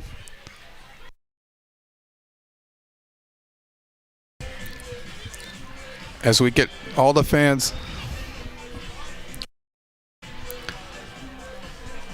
But take a look at all the starting pitchers. Here tonight was Connor Tomasic. Only went an inning and a third, but then was off to relief with Andrew Huffman and the rest of the Unicorns, who kept the Beavers in check. But looking at for the Beavers starting pitcher, Jessica Galindo had a good game. A little bit rocky in the first inning, but kind of eased in after allowing that run. But unfortunate, not able to get the win here tonight, despite his great effort, as well as the Beavers bullpen. Though keeping the Unicorns off the base paths for the most part here in the later stretch of the game. But that one run in the first inning was all it was enough for the Unicorns to get the victory here tonight. Both of these two teams will be back here on Sunday afternoon on Father's Day for a 105 matinee here at Jimmy John's Field. So we'll see how both teams respond from that. We'll see what adjustments are made here and talks about how these two teams did here tonight. But it was just a battle from start to finish. But the Unicorns coming away with the victory. We're still waiting for the post-game interview here with Brendan Shabath down on the field. We're still going to get going here in just a second as he's trying to find him. So we're going to talk with Andrew Huffman, the winning pitcher who came in relief for the Unicorns here tonight. As we're still waiting here.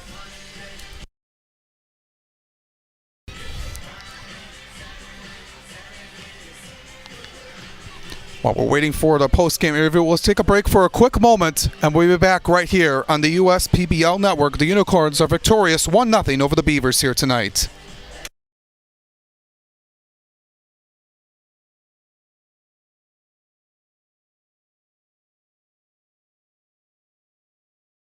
You hear about the promo that Jimmy's John's got going on? 5 off 20? How they pulling it off? Magic? You got David's Copperfields in there? Show yourself, Copperfields! Jimmy John's. $5 off orders of 20 or more.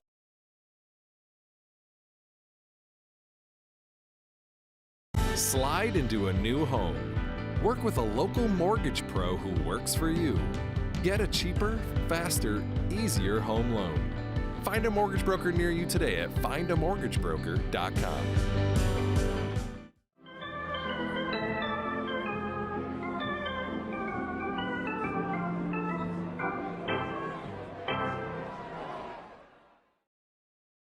Welcome back, everyone, to Jimmy John's Field. The Utica Unicorns are victorious here tonight, 1-0 over the Birmingham Bloomfield Beavers here tonight. I'm Alex Johnson. Thank you for tuning in to tonight's broadcast. We're going to send it down to close it out. Brendan Shabath is down with our player of the game of the Unicorns, Andrew Huffman. Brendan, take it away.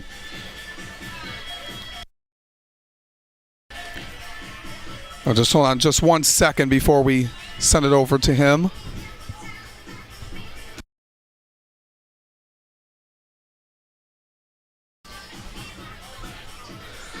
We're just going to ready here just a few more seconds. And now we're going to set it down to Brendan Shabath on the field with Andrew Huffman. I'm Alex Johnson. Thank you for tuning into tonight's game. Brendan Shabath will close it out with Andrew Huffman down on the field. A 1-0 Unicorns win with our player of the game, Nick Pastore. He's our player of the game because he's the only run that's scored. 1-0.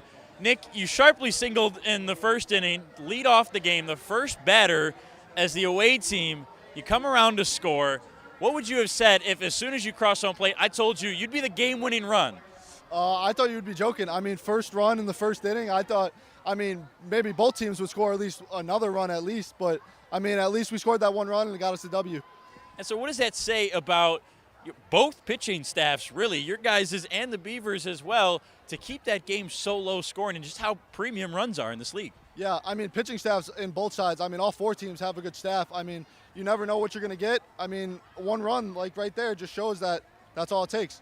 And with the one run, it was intense, and the Beavers had so many opportunities with runners in scoring position, especially with 2 outs. We saw it again in the ninth, 2 outs, 2 runners on, both in a chance to score. You had all 3 outs in that ninth inning. We felt the intensity in the booth of the battle of the at-bats. What was it like for you out there in center? I was just hoping a ball would come find me. It is a little tough with the fog going on right here, but, I knew if it goes up, I'll go get it. And how good of a feeling is that to, pick up your pitcher? He has the wild pitch, the walk, everything's close in the ninth. To get those 3 outs, how good is that to pick up your teammate like that? It's great. The pitchers always pick us up, so it's nice picking them up sometimes. Well, Nick, we appreciate you. Congratulations on the win. Unicorns win at 1-0 here on Friday. We're back tomorrow with a doubleheader between the Mammoths and the Hoppers here on the USPBL Network. Cool. Appreciate it, man. Thank you. Good win.